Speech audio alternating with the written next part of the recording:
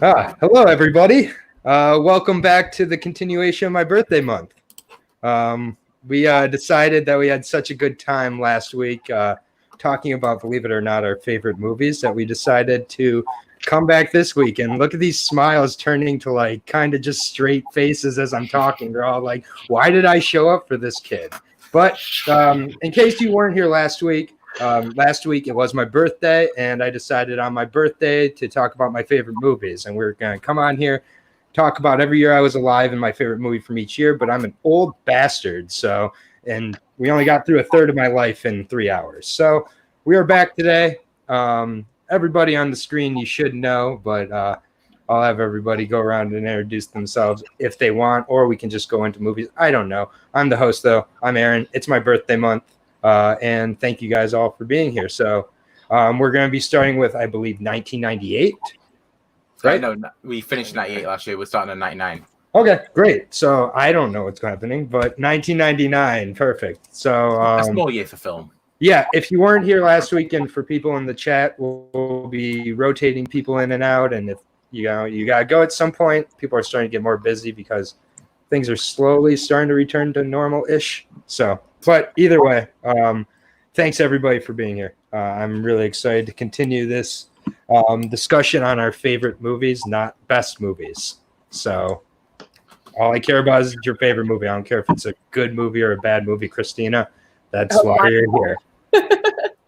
So, I don't know. Do we want to introduce ourselves, or we just want to get started, Tony? You might as well go around and introduce if you want. All right. Go on, be the host. Go ahead. The person to my left. Who gets your other left? That's Tony. My other left, then.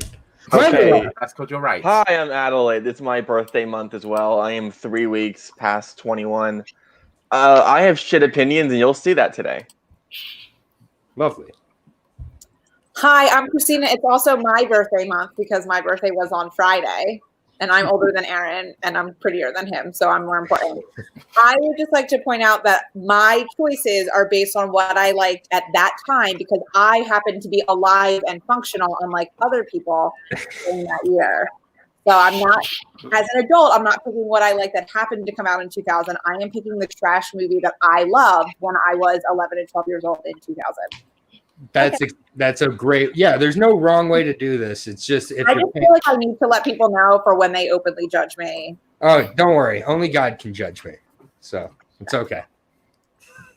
Tupac people. Speaking of Tupac, we have a gangster down here below us. What up, Craig? Introduce yourself to the public for once, in case they don't know who you are. Yeah, I was gonna let the Tupac comment just marinate there for a little bit. I'm Craig, aka the Barbarian. Deep. That's the man of many words. This is Elvis. Thank you very much. Yeah.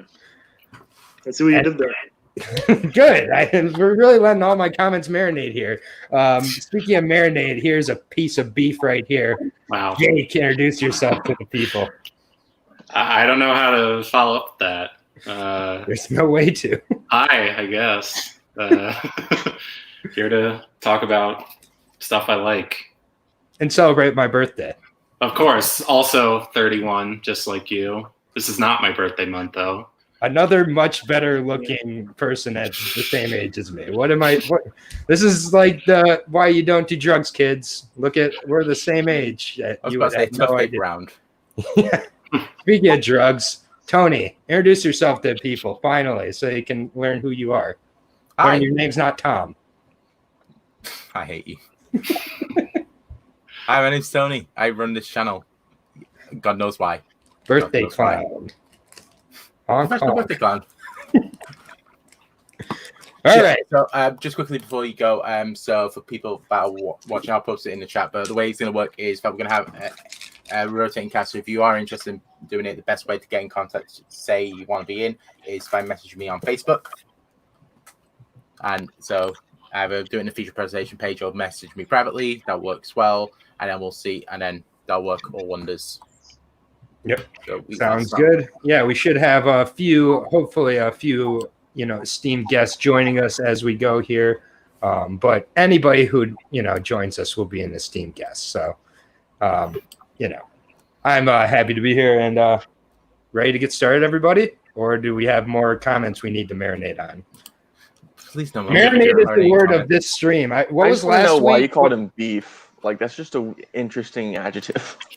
I only had a few seconds and I'm not high yet. So, you gotta give me a break here. Things will change over this stream. I'll lead us off into the year 1999, which is an amazingly fun year to go through movies for.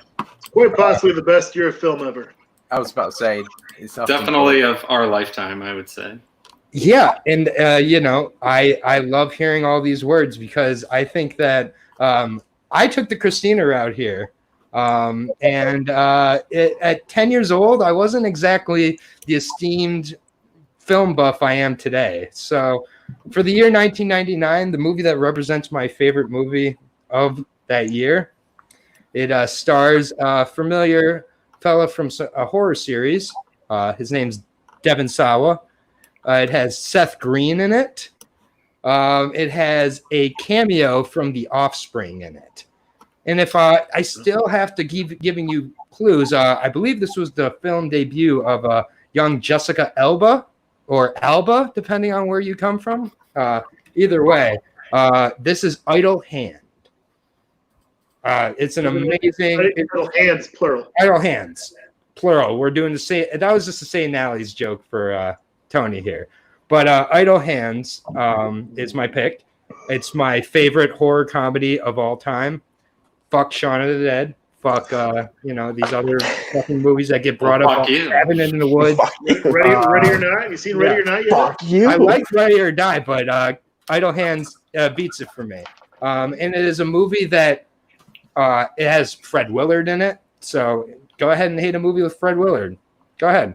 He's amazing in it. He plays the same role he does in half of the movies he's ever been in, the dopey father, and he nails it. And it's got good body horror in it. It's got amazing, weed ideas that I've used in my adult life. So I've gone to a concert and packed an inhaler full of weed and gotten to enjoy my slightly stupid concert a lot more. And that was because Devon Sawa did that in that movie. Now, these aren't great reasons, but these are the reasons it's my favorite. So I don't know if anybody else has seen it, but highly recommend it. I haven't seen it. I've seen it. Okay, well, the crowd goes mild. Yeah, I remember seeing it barely. Well, I think it's one that everybody should revisit, and I really obviously skipped on it.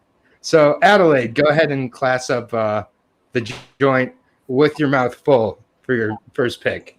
That's what she said also. Is it called mukbang? Is that what that's called? I don't know. Not if I'm not showing you the food, but also I'm not going to class it up because I have two picks.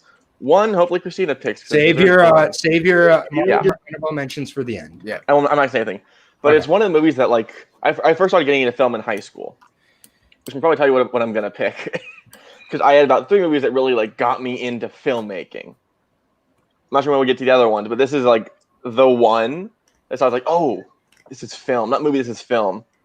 And it's Fight Club because I'm a pretentious little film bro bitch. Oh, But I love it. It's wonderful. It's the movie that on my top 10, on my top 100, everyone's like, you like this? It seems like not a me movie, but I love everything about it. I love the performances. I love the story of it. I went back and I read both the graphic novel and the sequel to the graphic novel. It's a universe I just love revisiting, and something I have to take a break between from every now and then my rewatches. But I just really love living in the world. And Helen, this is one of the movies that turned me on to Helena Bonham Carter because she's an actress who I just follow religiously now because of that and Harry Potter and everything else she did when I was growing up. Nice choice. Nice choice. Also, Anybody have any strong feelings about Fight Club? That was going to be my pick as That well. was also going to be my pick. Yeah, Fight Club. Nice. Fight Club is one of 2 movies that I always say changed my life. The other one is Pulp Fiction. Okay. Fight Club. Pulp Fiction made me love movies, but Fight Club opened me up to what I think what the world can be and is. And it was my first exposure to. I didn't know that there was the term toxic masculinity but Yeah, seriously, but way this- ahead of its time. way ahead of its time in that regard, and made me a Fincher fan for life, obviously. And everybody who says Brad Pitt is a bad actor, watch that movie. Who says You will that? be proven. You'll be proven He's an wrong. amazing actor. First. He is an amazing actor. Have you seen Cool World? What kind of weirdos do you talk to that don't like Brad Pitt? I've heard a couple people, like people who think he's just a pretty face. Yeah, watch Fight Club. Those people have no taste. Jake hangs Yeah, out they- a lot with Jennifer Aniston, so it makes sense. Yeah, Fight Club's an interesting one for me because the first time I saw it, I was around when it came out, so I was about 10 or 11. So every reason I liked Fight Club for when I first saw it is like the exact wrong reasons. Yet when I saw it as an adult, I was able to like completely examine myself as an adolescent, realize how those like things are imprinted on you as like a growing up kid and like how unhealthy that is and fucked up that is. Yeah. So it's one I love movies that you can rewatch at different stages in your life. So I haven't seen this in like probably 10 years, and I bet I would get a ton out of it again. Oh, it gets better as you get older. I have a question for you all then, because I'm I believe older than everyone here. So I watched it in theaters and had no idea about the twist. When you guys watched it, was it in the cultural like milieu that what the twist was? It's kind of like Darth Vader. No, Yeah. So Well, I didn't know about it. I didn't either. It's like I saw it in like I saw it for the first time a month ago, and I knew this is probably my life. I knew that there was a twist. I didn't know what it was, and my husband was like actually shocked that like I had no idea, and I Yeah. figured it out about partway through the movie what was going on. You're like, they're just ripping off Mr. Robot. I love Mr. Oh Robot. man, Mr. Robot just came to a burning, crashing helicopter crash of a fucking finish. Oh wow! Actually, I love the ending of Mr. Robot. Oh, I hated it. I hated it. It made me cry in the worst way. But that's not for. Yeah. So Adelaide, did you know about the twist before you saw it? unfortunately, yeah, but I think it's one of like two movies where knowing the twist didn't ruin it for me. Cause it helped me love everything leading up to it, where it was like everyone like takes that second view and be like, oh, this is what it meant. It's like I knew that on the first watch, so it's like, oh, this is coming, and I get to see all of the build up to it, and it made me just, it's like one of the things that made me fall in love with it is like filmmaking wasn't just here's how you entertain somebody. It's the meticulous thought and planning that goes into making a movie. Yeah.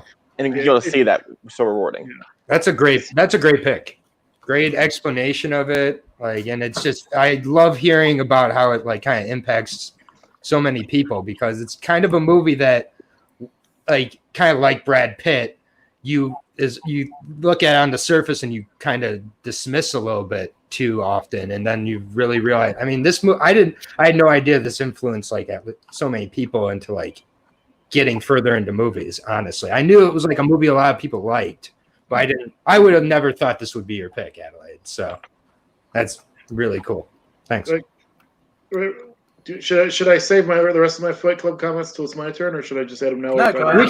Let's just finish up. Anybody who has any. Yeah, we're on it now. Yeah, one other thing I would say is like, so Chuck Palahniuk's my favorite author, and Fight Club. The funny thing about Fight Club is that I think it's the one example, to me at least, where the movie is better than the book in terms of like the book adaptation. And typically, when you get an adaptation of a book, the book's better, just because they have so much, more room to tell their story.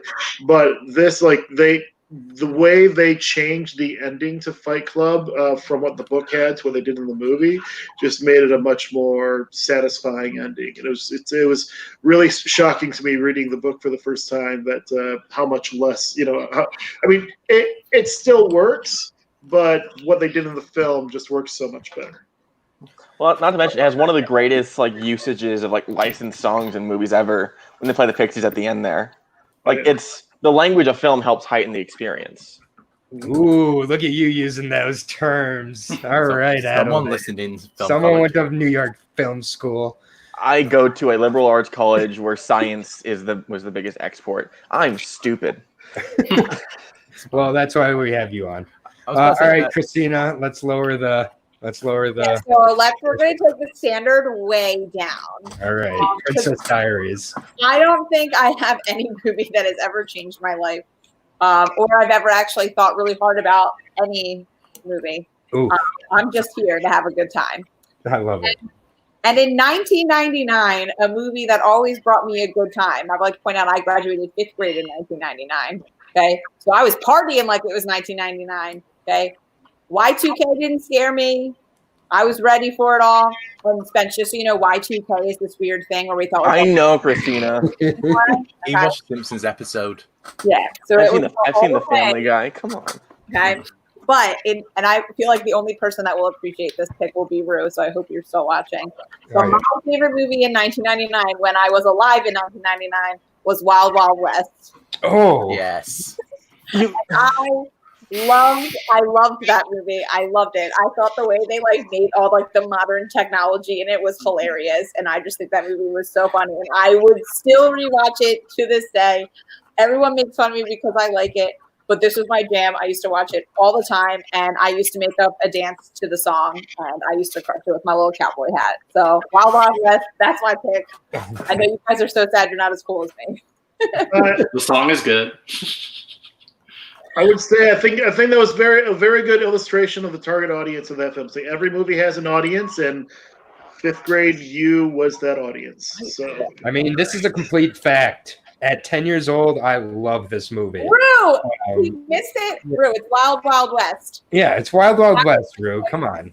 I loved it when I was alive in 1999. Yeah, I loved this movie when I was 10. And it's not very funny now, but when I was 10, it was hilarious. And has some like kind of really, really random, gross like spots in the movie where they like show the inside of that dude's ear for like no reason. It's just like really nasty. It's like leaking. I'm like, what? That has the spider. It's a good movie to, not revisit though. All I can think about with Wild Wild West is Kevin Smith's story about the giant spider. Yep. And you had the perfect Christina movie to pick. You had a perfect movie lined up for you for this year, and you're like, nope, fuck it. Let's go for the Hey, Touch My Boob movie. Fuck that. I mean, I still to this day make reference to this movie. The part where he shoots Dr. Lovelace in his spoiler alert, shoots Dr. Lovelace in his mechanical legs. He like does the big doodah before he shoots him, and then he goes, after all that you missed. I still say that all the time on the basketball court when I play basketball, and no one ever knows what I'm referencing. So Wild Wild West has made an imprint on my life. I can say. Yeah, it's definitely not critically acclaimed or even good, but as a 10-year-old, which is how I based my list, I loved that movie. Oh, Christopher does not agree with you. Chris, I'm not asking if it was the best one. Did I? No, I believe it was. What was your favorite in 1999? Come at me, people. I'm now trying to think what the worst film is of Will Smith. Is it Wild Wild West? 7 Pounds, Collateral Beauty, maybe? 7 Pounds has to be the worst because I thought it was good. So, like, there's automatic, like, deduction of points there. I accidentally took a youth group to see 7 Pounds. 12 to 13-year-olds. Shit. We didn't do any research. I just went, oh, Will Smith has a new movie out. Hi, kids. Let's talk about suicide. Yeah, the last thing before we move on from Wild Wild West is all the, like, disabled jokes that are in there. Just really, really... There's a whole part of the movie where it's like, you can't walk, you're black. That's comedy. No, it's not. It's not good. He plays the drums on a woman's breast. I think it was peak 1990s comedy. No, Christy. We're getting there. And you missed it. Over your head. Okay. All right. Any more thoughts on Wild Wild West? Dear God, no.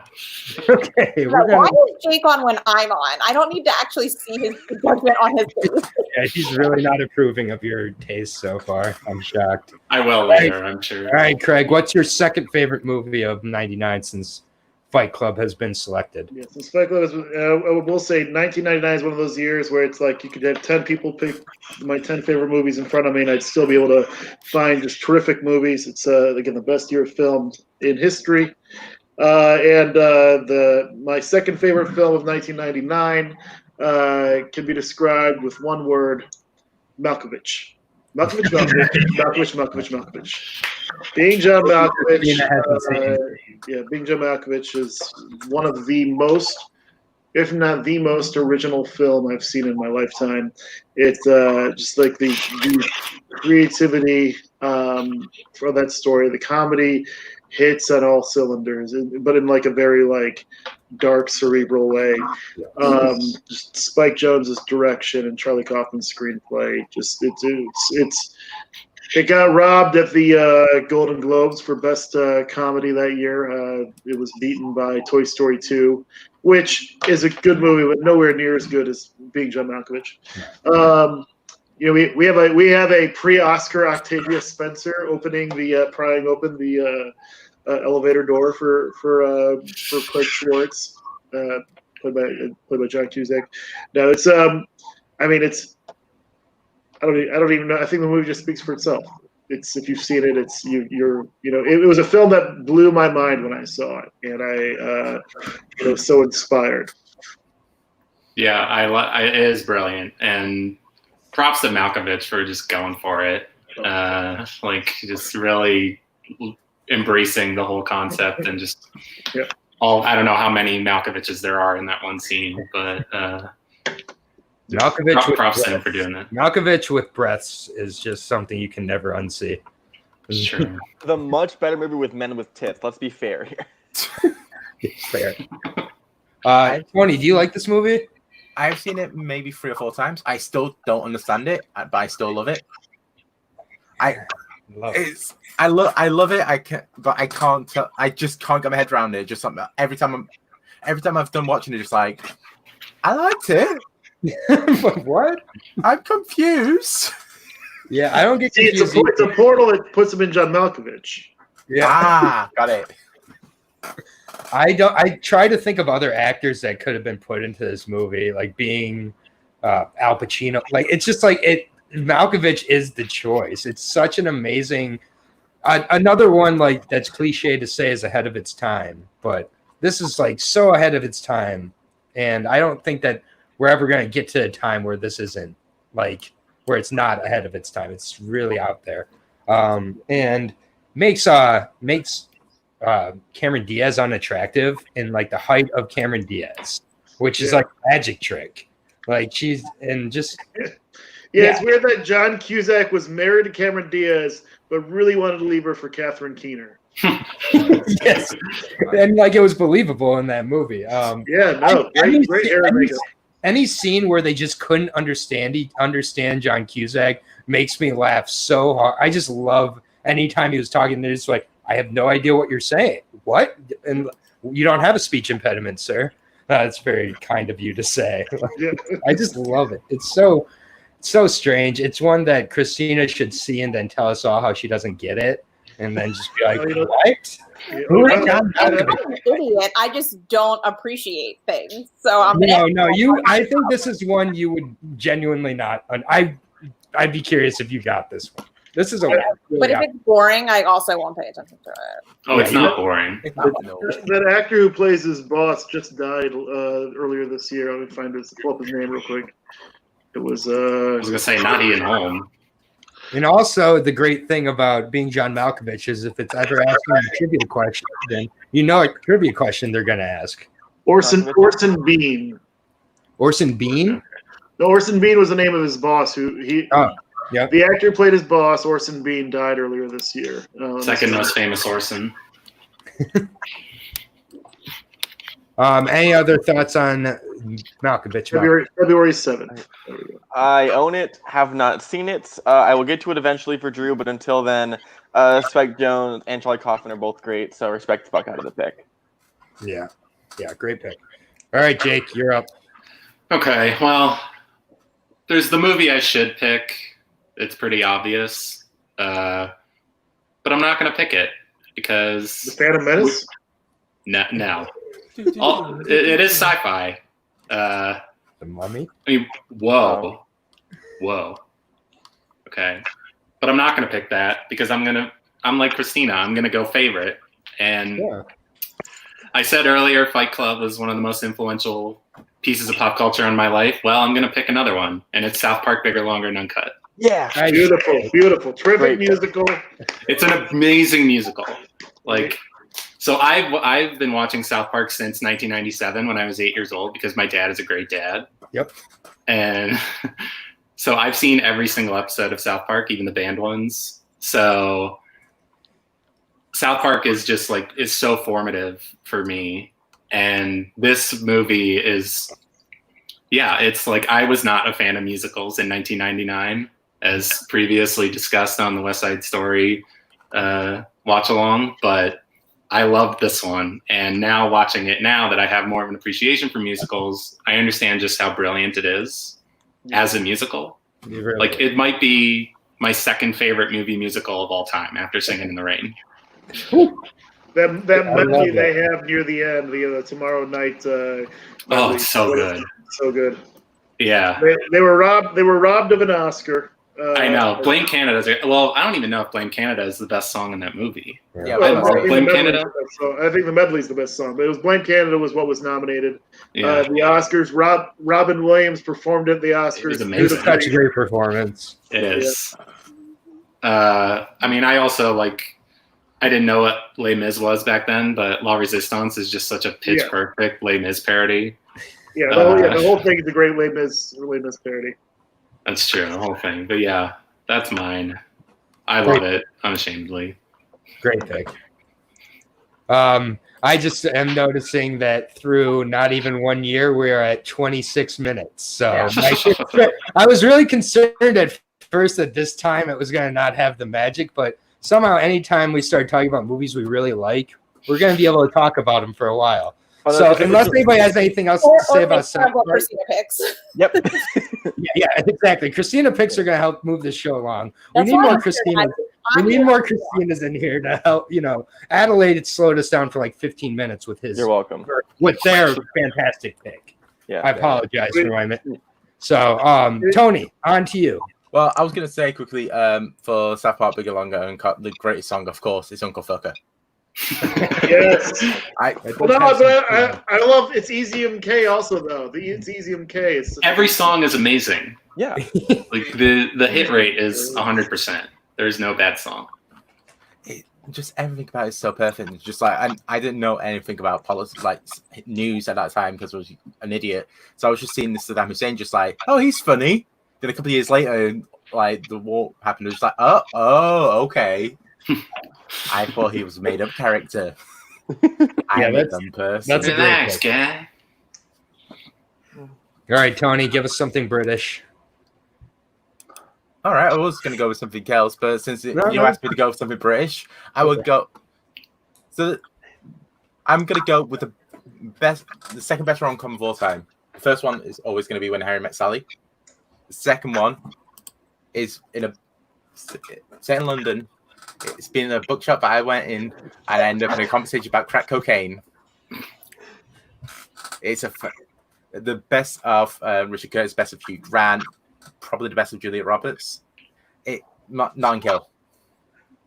Notting Hill is the second best rom-com of all time. Notting Hill is the second best rom-com of all time. That's a big yikes for me, dog. That really hurts my hands at how hot that take is. My hands are burning. Is it a wrong opinion? Yes. Is it an amazing rom-com? Absolutely. Is it the best rom-com of 1999? I mean, that thing I hate about you is Shakespeare. It's literally Shakespeare. Yeah, seriously. That was scorching hot, Tony. Wow.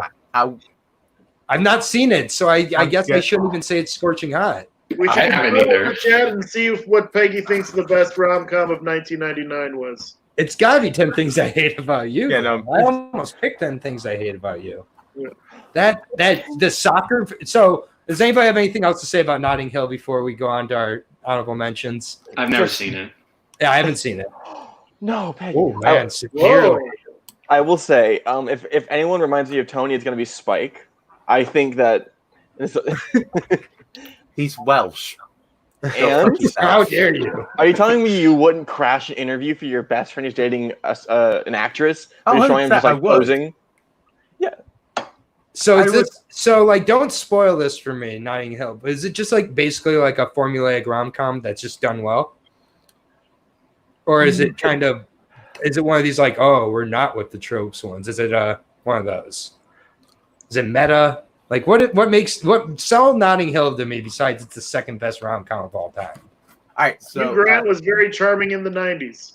Yes, he was. Julia I Roberts. do like Hugh Grant. Yeah, so it's like if you, I like Hugh Grant. It's it's the most perfect written movie for Hugh Grant. Like for Wednesday Funeral. I love 9.5 characters are good. months. 9.5 months is my favorite Hugh Grant. Hugh Grant, Julianne Moore. So Paddington 2. Yeah, but Paddington is just elite. Okay. But there are a few tropes in there that kind of are similar to a lot of rom-coms, especially nowadays because a lot has been taken from it. But it's just the way that it's written, just like the very unique Britishness of it, just works so perfect. It's just like being set in that area of London as well is just so wonderful. And you have some fantastic performances from like Hugh Bonneville, Dylan Moran, Alec Baldwin. Surprising, that was one of my favorite roles of his.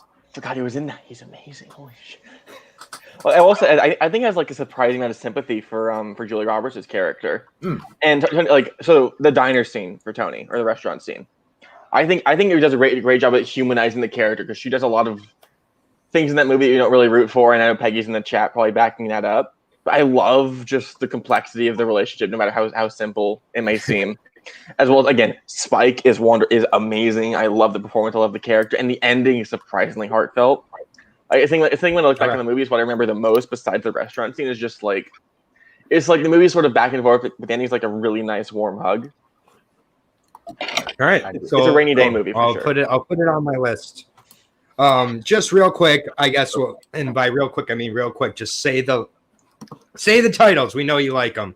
A couple honorable mentions for me. Office Space and The Mummy were my honorable mentions. So, Office Space definitely impacted my life more than most movies. I'll say that much. I'd say Election and The Iron Giant, probably the obvious one. Great.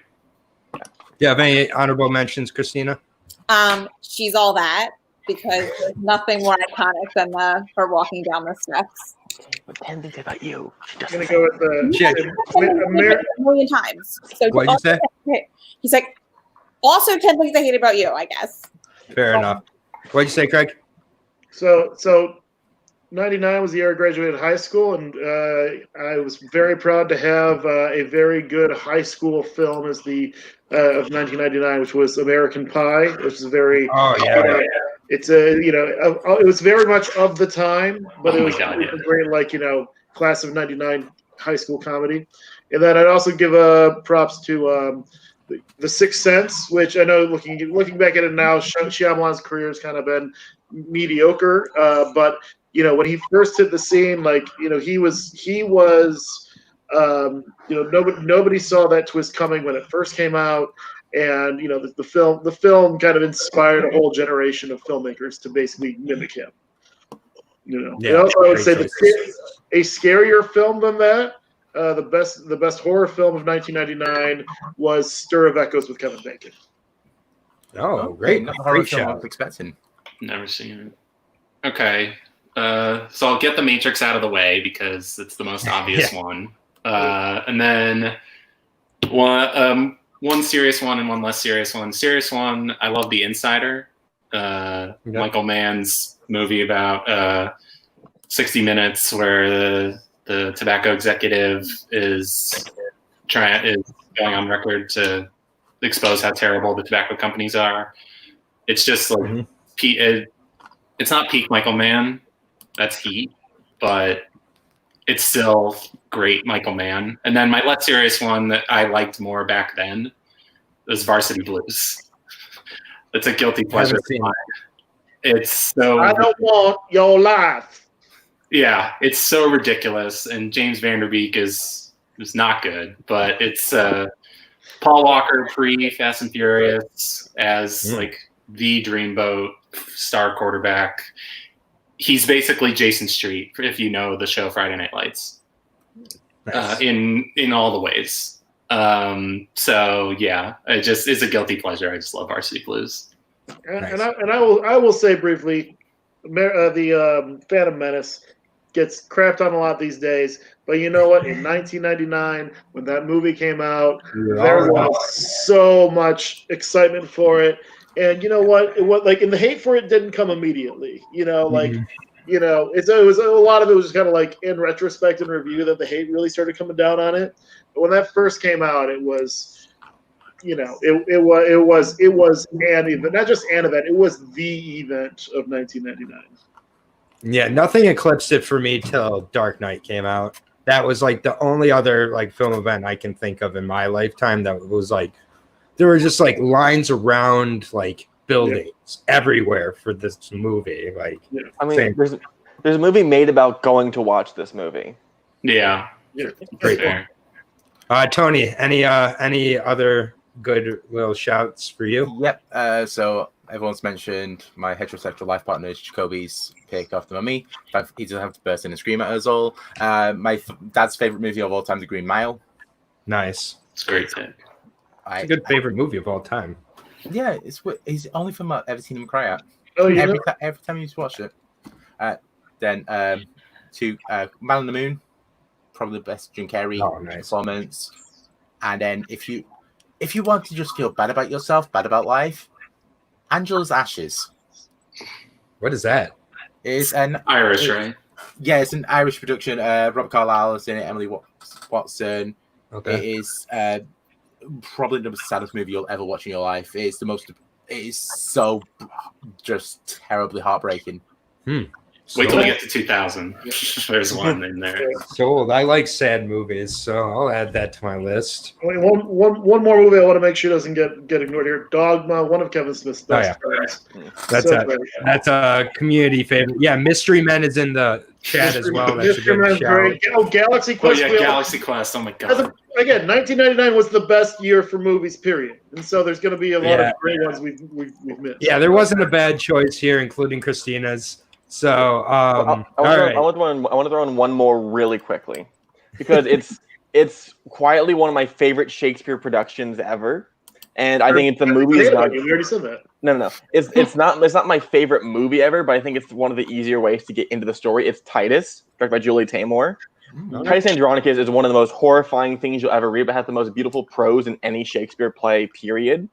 I think it's a movie that if you're in the right headspace, you can absolutely watch, and the cast is phenomenal, and the imagery of it is fantastic. Just it's a little heavy. It's a lot heavy.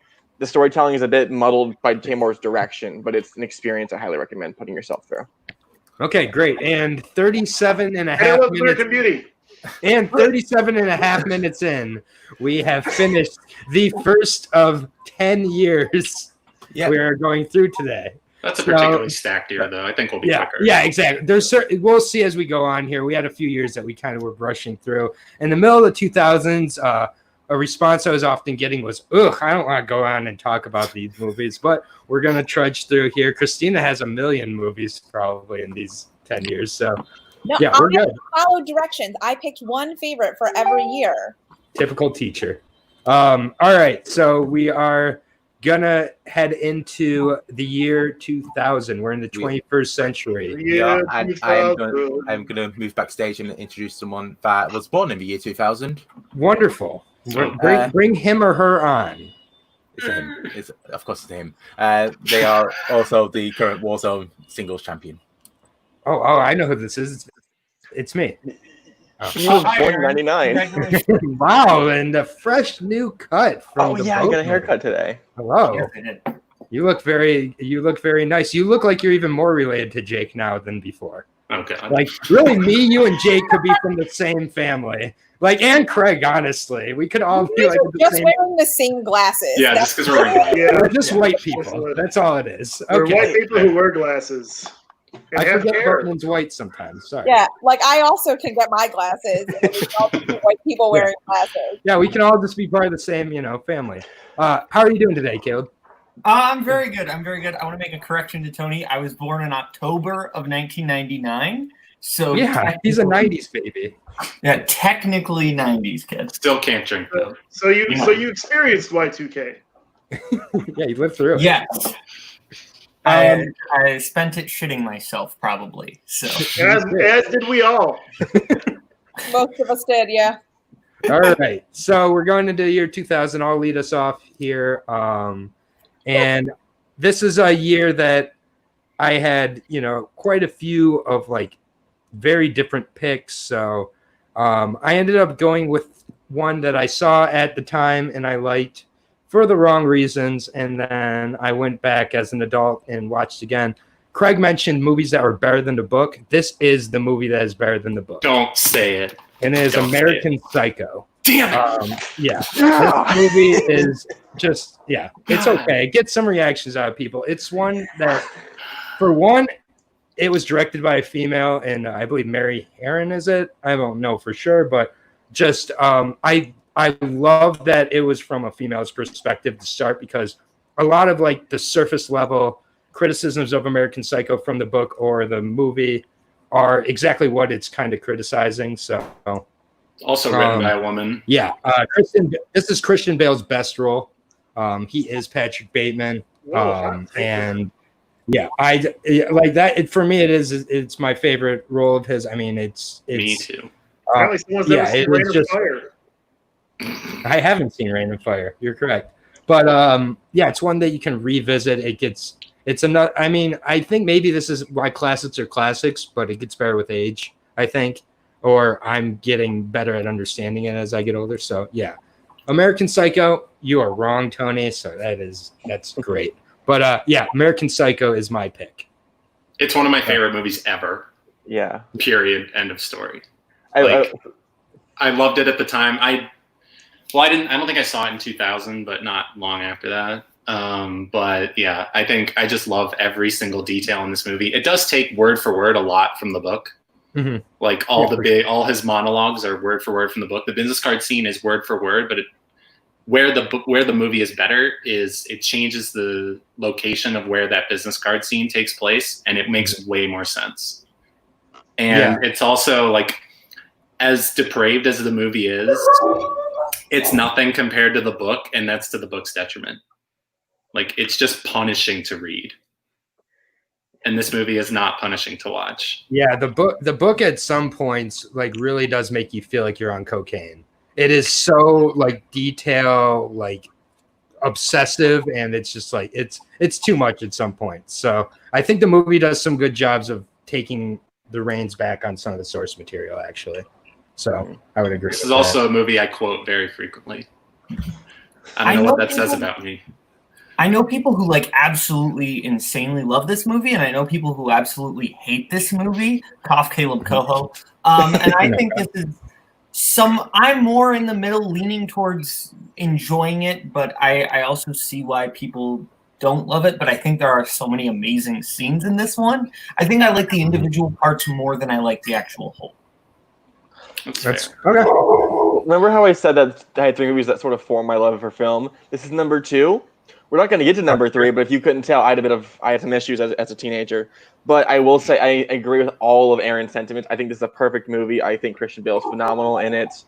It's again like the idea of elevated storytelling, and I think and I read the novel too, Jake. I think the actual language of film again is what makes this a better film. Is having the visual language and you're actually seeing his performance as he goes back and forth between is it reality or is it fantasy.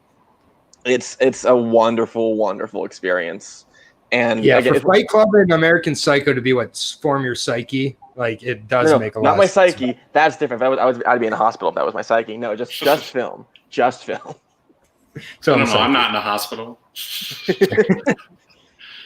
All right, Adelaide, go ahead. That was my favorite from 2000.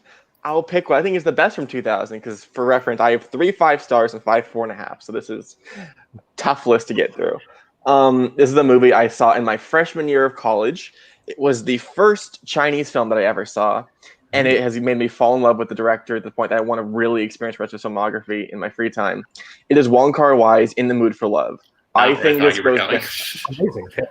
this is flat out one of the 10 best films ever made, period. It might be the best romance film ever made. It's beautiful. The cinematography of it is wonderful. I think it provides context to a world that I know literally nothing about and makes me feel like I know everything that's going on within both the lives of the characters and the lives of everyone around them. I cannot think of a way to better direct a movie, better write a movie, better anything. It's legitimately perfection. Yeah, that's amazing pick. I'll just and then I'm not sure if anybody else has even seen this, but I have had the pleasure of discovering Wong Kar-wai this year, And I don't think there's a filmmaker out there whose like portrayals of love on screen have affected me more on a personal level. So I love this movie. This was my first Wong Kar-wai movie I saw. The colors are just so vibrant and beautiful. It does bring you into a world and fully inform you about a world that you don't have to have any preconceived notions about going into. So, not to mention, it's not a movie like, oh, I come in, I fall in love, I get the girl, happy ending. It's about trying to fight against love and trying not to act in your feelings and trying to deal with how you're supposed to love somebody and can't have them. So few movies do that, especially without whining about it. This movie is just melancholy sadness. Yeah, But it's every Wong Kar-wai in a movie. way.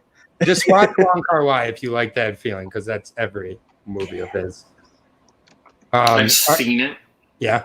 I've seen it, but I really need to revisit it because it's been a long time. And it's a huge influence on one of my favorite directors going right now, Barry Jenkins. Mm-hmm. So I'm like obsessed with Barry Jenkins' movies. So, and he's obsessed with Wong Kar-wai. So this is one I definitely need to revisit. Yeah, it's a great choice. All right, Christina, what Wong Kar-wai film are you going with? Well, one, I feel like, God, I would give anything for Peggy to be on here with me so I could get some sort of support on here.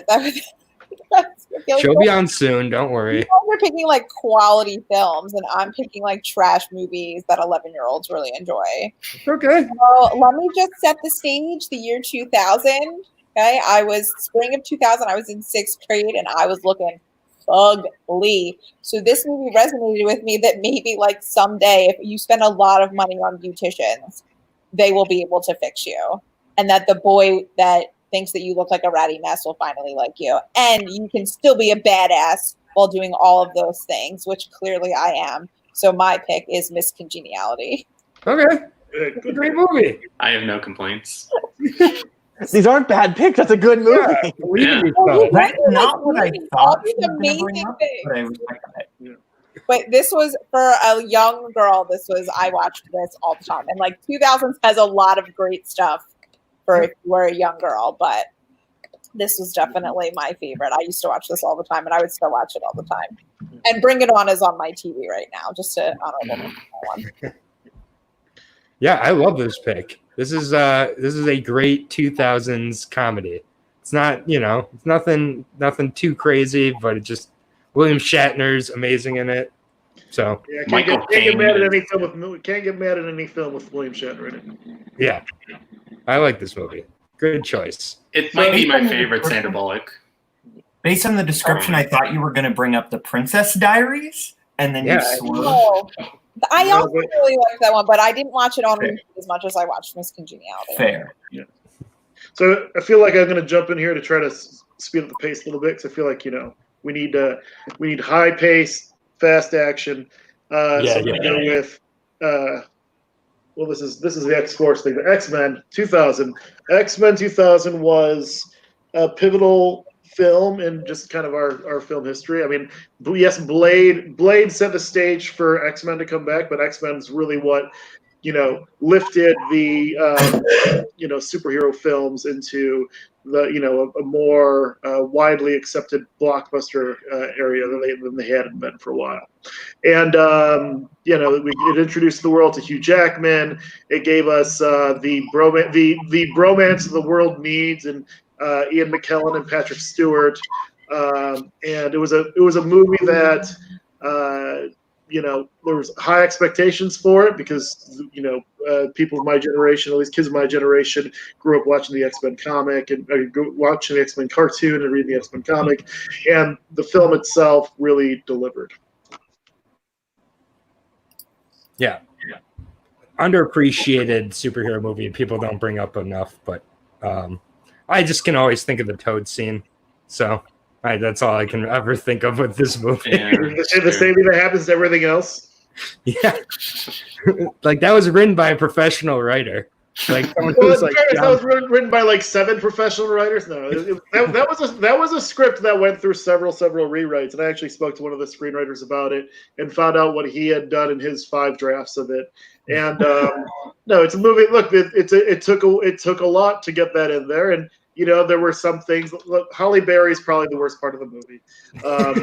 She can't decide whether or not she wants to try an accent, and that line was. I believe that line was a vestige of a running bit, and then the rest of the bit, it was like a rule of three thing where there were two other references to what happens when you. I don't know. I heard that I can't remember the exact thing that it was a running bit of, but it was supposed to be the third of three, and they cut the other two out, so that was just left there and just sounds ridiculous. Yeah, but it's still it's a underappreciated, I think, movie for especially when it came out. This was the first superhero movie I really loved as a kid, so it's always going to have a special place in my heart. All right, Jake, you're up. Okay. 2000 is a surprisingly good year for movies, just looking back. So it's kind of hard. Sneaky good. Yeah. Since Aaron took my pick, I've sort of been scrambling to figure out what to pick. There's a bunch of really good ones. The Patriot is still available. I am not picking I've never seen it, and I am not picking it because it has an anti-Semite as the lead. And do I want to go what's actually the best or the one I just really enjoy? Your favorite. I'll go in the middle. I'll sort of straddle both. I will pick Almost Famous as my pick of 2000. I think this is Cameron Crowe has written some great movies, maybe not lately, but he did Once Upon a Time. This was the movie that tricked everyone into thinking that Cameron Crowe was a genius.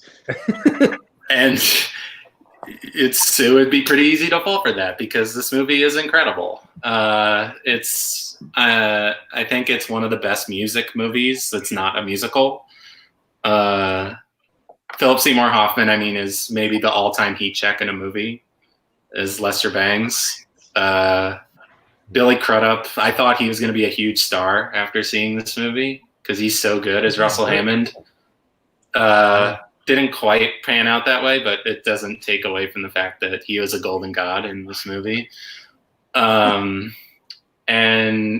yeah, I just think I just love how specific it seems. Like it's obvious that Cameron Crowe knows this sort of material. He literally lived it, and he does a really good job of bringing that to the screen. Frances McDormand is incredible as his mom. I love Frances McDormand in everything, but she's just like the perfect overprotective mom in this movie. And Zooey Deschanel is great as his sister as well. I love Almost Famous. I can watch it all the time. And Tiny Dancer, them singing Tiny Dancer is one of my favorite scenes with characters singing a song. It's just good. Tony Danza. Yeah, this movie is in my top 10 of all time. I absolutely love it. Spoilers. So it was going to be my pick, and you stole it from me, but that's okay because I get to use a different one. But I love absolutely everything about this movie. I love the aesthetic. I love the music. I love the cast. And yeah, the Tiny Dancer scene is iconic for a reason. And there are so many people that I'm just like, oh yeah, they're in this. Like Jay Baruchel and Jimmy Fallon and Rainn Wilson. It's just like, oh yeah, you're here. Anybody else? Any thoughts on Almost Famous? It's perfect. It's fantastic. It's one of those movies I feel like I remember really liking, but I can't remember. I remember everything from it, but not the experience of watching it. Mm-hmm. And I'm probably gonna rewatch it eventually, but my memories of it are very fond. So it's like this is a fantastic pick. Yeah, I definitely need to rewatch this because I don't remember any of it. So other than the Tiny Dancer scene, that's all I really remember. But it's been 10 plus years. I saw it in college. So I love the poster for this movie too. It's like one of my favorite images from the video store growing up is that Kate Hudson on the front of it, her face, I assume. Yeah. So yeah, a lot of movies brought up in the last couple of years. I just think of Blockbuster in the cover at the video store, and seeing it. I can see all these covers. So I like talking about these years. Miss Congeniality was in the top 10 at my video store for like 6 months. I can remember that picture of her on there with the gun flower bouquet. So, And it's all because of Christina. yeah, good job, Christina. Wild Wild West. All right, Boatman, you're up. Okay, I'm going with another music adjacent movie. I'm going with the John Cusack classic High Fidelity. Yes. Amazing choice. Yeah, I absolutely love this movie, and I watched it for the first time 2 months ago. Oh, and I fell in love with every single second of it. Yeah. I absolutely love it. I think all the performances are excellent, but at the end of the day, what it's really about is like perfect for like all of us because we're all pop culture nerds, right? And ultimately, what it's about is looking at your life through the lens of pop culture and how you kind of can contextualize everything through that, which I think, speaking for me personally, that's something I do a lot. And that's what I absolutely love about it. All the performances, including a star-making role from Jack Black, and when he sings "Let's Get It On" at the end of the movie. Oh my god! Amazing, incredible. I agree with this pick. I love High Fidelity. I liked the TV show adaptation that came out this year a lot, but I think that's because Zoe Kravitz is like my biggest crush. That's part of it. But yeah, I love this movie. John, I think this is another hot take, but I think this might be peak John Cusack. I love Say Anything, but like John Cusack in this is just the he just is so charismatic. I don't think that's a hot take. I think that's spot on. I think that is peak John Cusack. Yeah, like he's just so likable, and it's just it was the first time I'd ever seen any movie break the fourth wall. So that was like a new thing for me. I didn't think that was possible. So and it does it better than almost any other movie that I've seen. So yeah, great pick. I'll be honest, I was fully expecting you to pick Emperor's New Groove and was not prepared to talk about this. You basically said everything I was gonna say. This movie didn't like impact me as much as it did everyone else, which is very surprising. I feel like it'd be up my alley. I'll rewatch it eventually. Not my favorite, but very good. Christina, have you seen this one? I don't think I've seen any of the ones you guys have. I was just hoping this is a good round. I've seen X-Men and Almost Famous, but it's been so long I didn't really have an opinion anymore of what to say. So I think you'll really like High Fidelity. Yeah. It's actually this is interesting. All trash movies are what I put on this list. It's okay. They're your favorites. It's your favorite trash. Thank you. Thanks, guys. All right, a couple honorable mentions for me, unless anybody has anything else to say about High Fidelity. No. All right, a couple honorable mentions for me. I actually do like The Patriot, and I don't like Mel Gibson as a person, but he keeps making movies I really like. I like Drag Across the Concrete too. So it is what it is. I'm a selfish movie consumer. And then Meet the Parents, one of my favorite comedies in a theater ever. I think that maybe this movie hasn't aged great, and a lot of the jokes have become kind of cliche and just like it. But I think this movie was one of the really, really best performances by Ben Stiller. He's perfect as Greg. The part with Mr. Jinx. I mean, there's just so many parts of so many great moments. The volleyball scene is like one of the hardest times I've ever laughed in a theater when she gets hit with the volleyball. Like as a 11-year-old, that's my kind of humor. So those are my two honorable mentions.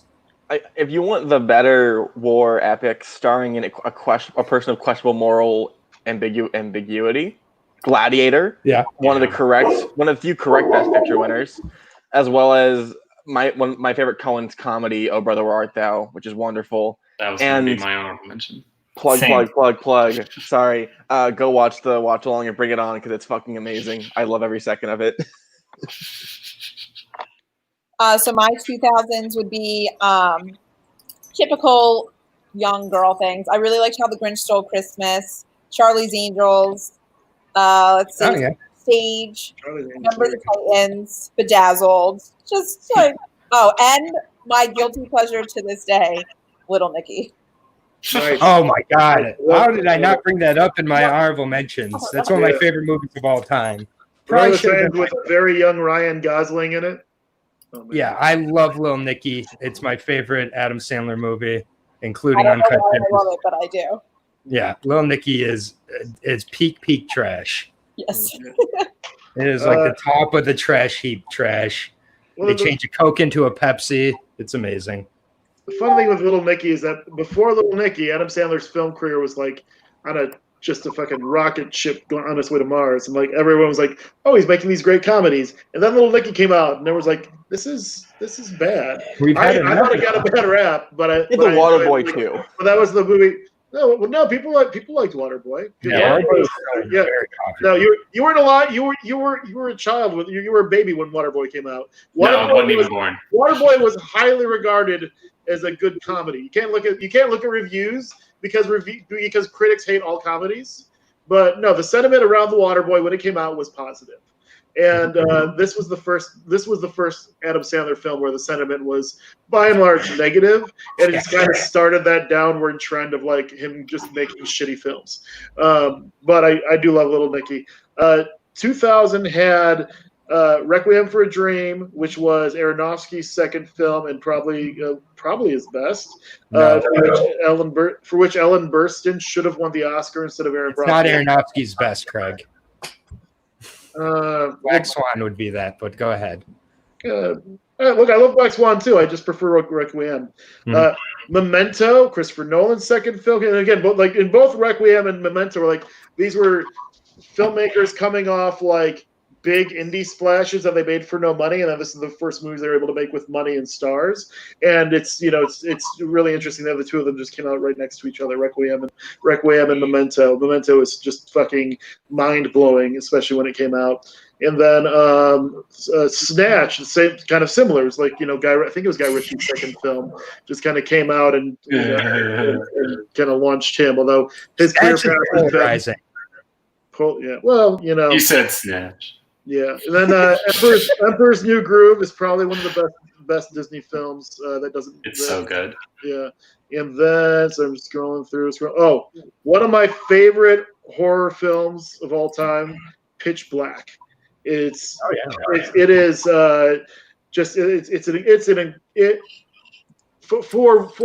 is. Like, it's one of the first horror films that I saw where they really focused on the characters and the character dynamics.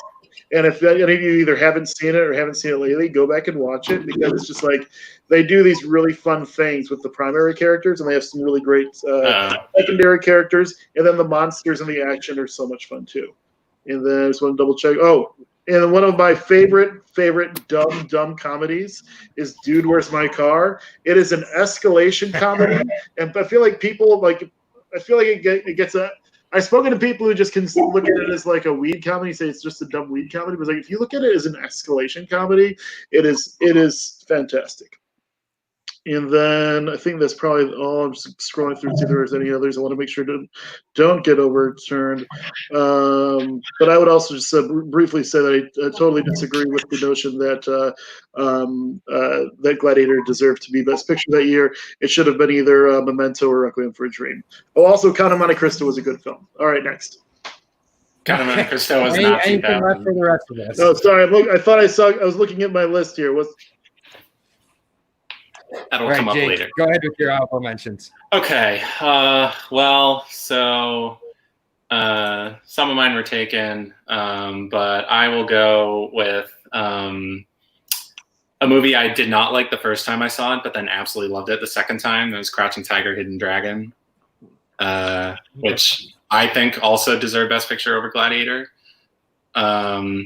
Also, one of the best, in my opinion, one of the best superhero movies of all time, Unbreakable. Speaking of M. Night, I think Unbreakable is amazing. Like, it's just I think it's the most grounded, realistic superhero movie, and it works to its extreme benefit. And then one final fun one, Eat Your Heart Out, Hunger Games, all about Battle Royale. Nice. Battle Royale is great. It's just so entertaining, and it's sort of, I don't want to say it ruined Hunger Games for me, but just sort of pales in comparison. Yeah. Right, Oh, sorry. Did I cut you off, Jake? No. Oh, okay. So a couple of mine were already said, but one crime film I love from 2000, Sexy Beast. Ben Kingsley is absolutely terrifying in that movie. No. And then one of my favorite comedies, Where is Busy Bee? Best in Show is absolutely hilarious. Yeah, I forgot that one. If anyone's a whore for Christopher Guest, it's Caleb Bowen. Aaron, Aaron, I'm going to have to take off in a second here, but I wanted to quickly just give my pick for 2001 before I take off. Oh yeah, please do it. Please do. You're gonna miss out on our next guest that you would like to say hi to, but we'll switch you up. Is it someone that wants to argue with me? Someone who makes a lot of movie quizzes, like on Mondays and Thursdays. Okay. I got you. Cool. Tell them I say hello. All right. Yeah. 2001, my favorite film. It was robbed of a Best Actor Oscar nomination. It's won Royal Tenenbaums. It's my second favorite Wes Anderson film. Gene Hackman won the Golden Globe for it, and he should have at least been nominated for an Oscar. But it's just it was very early on when artists were. With the current generation of filmmakers were really establishing their voices. This is one that really solidified Wes Anderson's voice, and it got Owen Wilson an Oscar nomination for Best Screenplay, and I feel like, even though I still love Wes Anderson's films, this was the final film that he and Owen Wilson co-wrote together, and I feel like the two of them co-writing was much stronger than anything else that Wes Anderson's done since. Even though I still love his stuff, but Royal Tenenbaums, easily by far my favorite film of 2001. All right, well, Craig, go ahead. I just want to get him out just because but go ahead and we'll give our thoughts and then I'll exit them out. So anybody who has thoughts on Royal Tenenbaums? Gene Hackman is great in this movie, but I am an avowed Wes Anderson hater. I cannot stand his movies. It's probably one of my biggest hot takes as a film fan. I just cannot vibe with Wes Anderson's style at all. It's sort of the same with Grand Budapest Hotel. Ralph Fiennes is incredible in the movie and should have been nominated for Best Actor, but I can't stand the rest of the movie. Even Mr. Fox? That's actually one I like because it is actually a cartoon, so it's okay, so it's fine. Like I just can't do Wes Anderson's live action movies. It's just not my thing. I was starting to like you, and then you said that. This is an all-time favorite movie of mine.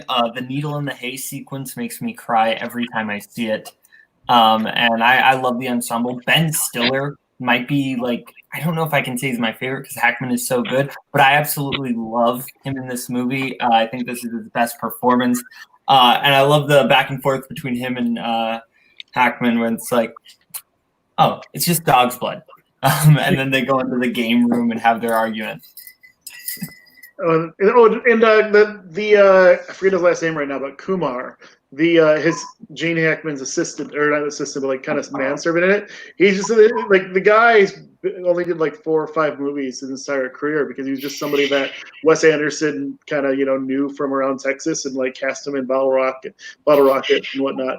But he gives him a much beefier role in this film, and the comedic interplay between him and Royal is just so much fun. Yeah, great pick. Well, Craig, thank you for coming on again. With everything going on with the Intergeekdom tournament and everything, we'll all be rooting for you. But to make some time for the 3 hours last week you were on, which was just incredible. You made it the whole way with me and my brother somehow. And then to join us for a whole hour where we made it through almost 3 years of film. So really making we're continuing our pace here. I appreciate you coming on. Hopefully we can see you for the next one. But if not, we'll see you down the road, man. We're rooting for you. Thanks for coming on, man. Have a great one. Appreciate you guys. Be easy. Okay. See you soon. All right, and we're going to bring in our next guest. So from one Schmodown legend to another Schmodown legend. We all know her. We all love her. She is the one who has provided me more quizzes than any league. No offense to Warzone or Tony's league, but it's our good friend Video Drew. So welcome to the stream, Miss Video Drew. Hi, everybody. Hello, Hi. hello. How's it going? I'm sorry, I won't be able to stay too long because I'm doing one of JT's podcasts at 3, and I've rescheduled It's it okay. twice. It's okay. But This is the how long is perfect this year gonna for be you to going be here for. Yeah, exactly. How long does this go for? So Walking time. yeah, we are currently making it through about a year every 20 minutes. So it looks like you'll be with us for the year 2001. Great. Which That's like my favorite. I have a feeling I know what movie you're going to pick, so I'm going to let you go first so I don't steal your pick here. I mean, is there only one? Sorry, explain the rules real quick. So there's no real rules here, but what we're doing is that we're finding that everybody really likes talking about their favorite movies. So at first, what we're asking is that you pick your favorite movie from the year. It doesn't have to be the best movie. It just has to be your favorite movie. So it can turn out to be the best movie too. And then we'll do honorable mentions at the end where we mention a bunch of other movies. But this is your favorite movie from 2000. It's a real toss-up. I think it would probably have to be Mulholland Drive. Shocker. Yeah. So yeah, I was So going to Brian, tell go me possibly with Donnie Darko, but because that was just so novel at the time. 2001 was a really interesting year because it was also the first year that DVD sales overtook like VHS sales. And I'm pretty sure it's because of movies like that were like all time trippy. Did Memento come out the same year, or am I crazy? 2000. Yeah. So, but I mean, like, so okay, right. So, Memento being the third one of Donnie Darko, Mulholland Drive, and Memento. I feel like those are the 3 movies that you got on DVD in 2001 that you wanted to watch like out of order, so you could like do things on the DVD that you weren't able to do on VHS. Except David Lynch is like an asshole, so he was like, "No, I'm not gonna have chapters on the DVD." Like you have to watch the whole thing straight through, like it's like a butterfly effect video game or something. It's like pretty fun. Like he was just very anti the idea that someone could watch his movie like out of order or try to like make sense of it that way. But I saw that movie as like on a date with my physics partner, and I think we had tried to see Waking Life or something else that was like way more innocuous, and we had no idea what we were walking into. And I remember still being like that visceral like discomfort of watching that movie with somebody on a date and being like, oh, this is a terrible experience, but I love this movie. Yeah. So the relationship didn't last, but your love of this movie at least. I mean, it was just really awkward to be in an audience like where I feel like everyone was like kind of on edge, and then like simultaneously near the like 2/3 mark of the film, like you could just hear every guy in the audience like get a boner, and you're like, oh, yeah. You're like, oh, this is a weird thing. Yeah, I saw this movie as I think I've told you my Mulholland Drive experience before as an 11-year-old, but I used to just think of this movie as the movie where Naomi Watts and the other girl got naked and kissed each other a lot. Exactly. That's what I got out of this movie as an 11-year-old. I was definitely the asshole that was going around school being like, if you guys want to know like the secret to Mulholland Drive, like I figured it out. Like I thought I was like really, really, really, really smart. I wasn't. I just like I could put things in a narratively cohesive order, I guess, sort of. It's not that movie makes a lot more sense when you realize, and I talked about this on Bibbs and Whitney's podcast, that it was actually supposed to be a Twin Peaks spinoff, and it was supposed to be about Audrey in Hollywood. And so the first 2/3 of the movie was shot as if it was the pilot. And then when CBS didn't pick it up, they just decided to make it into a full-length movie, which is why there's a lot of like stuff at the end that seems like it just closes some narrative gaps because it wasn't supposed to be closed. These were supposed to be like fully developed characters. Justin Theroux like going off, being this director, going through a bunch of horrible stuff because he wouldn't cast the right actress. You know, this central mystery about like a woman who doesn't have her memory and this plucky young, girl from Ohio helping her out. Like the whole movie, if you realize it's a pilot, like makes a lot more narrative sense because the mysteries aren't supposed to be answered. But it has some of the greatest like moments of David Lynch history, like the cowboy scene, like where it's Justin Theroux going up to the ranch in the middle of the night to meet somebody about getting his life back because the financiers, the shady whatever company, the shady organization running Hollywood, the Jews, I don't know, have decided that if he doesn't cast this one actress, they're going to like cut everything and ruin his life. So he goes up and he's told to meet with a cowboy, and the first thing like the cowboy asks is like, a man's outlook determines the quality of his life, right? And like he's like, okay, sure. And he's like, are you just saying right, or are you just trying to like sound like a smart aleck? He's like, no, I'm trying. I agree with you. And he goes, then what did I just say? Yeah. And it's like very Fargo-like dialogue. It gets to the part where he goes, you imagine a man and he has a buggy. How many drivers does that buggy have? I remember watching that and being like, oh, is that a riddle? Is that going to be relevant? Like, is that something that's going to be on the test later? No, it's just like a great piece of dialogue that scene like works out of context for anything else in the movie, which is what I like about David Lynch's stuff. It's impossible to like contextualize because it's just like a weird random dream sequence. Yep. So that's probably like, that's definitely my number one of that year. It was just the aesthetic. Look, the aesthetic, everything like that Lynch does has a very important like feeling for me. But this movie in particular also introduced me to Justin Theroux, who I guess had been in stuff, but I hadn't really talked before. Great scene with Billy Ray Cyrus beating the shit out of Justin Theroux because he's a pool man sleeping with his wife. So Laura Harring, Naomi Watts. It was a super great movie. Yeah, I definitely agree. I just revisited this one. It was on Criterion Channel, so I decided to watch it again this past month. And yeah, it is one that I haven't quite gotten a full grasp on as you because I'm not as smart as you. It's not like that, man. I showed it to Robert Parker. I made Robert Parker watch it when he came into town for a match, and I swear to God, like I think I traumatized him. And also, he was just like, "What?" He was like, "This isn't like because I don't think in Robert minds that's like how movies work."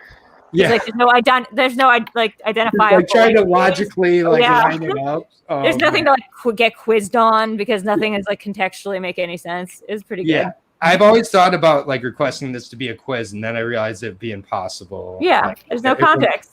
Be like, what color is the paint that Justin Theroux throws on his girlfriend? It's blue. Yeah, exactly. It is blue. Great color choice. Yeah, and I this is one that's fun to recommend to people because even if they don't love it, you're gonna hear about it at least. Yeah, they're gonna judge you. It's gonna like shape how they see you. It's pretty great. Yeah.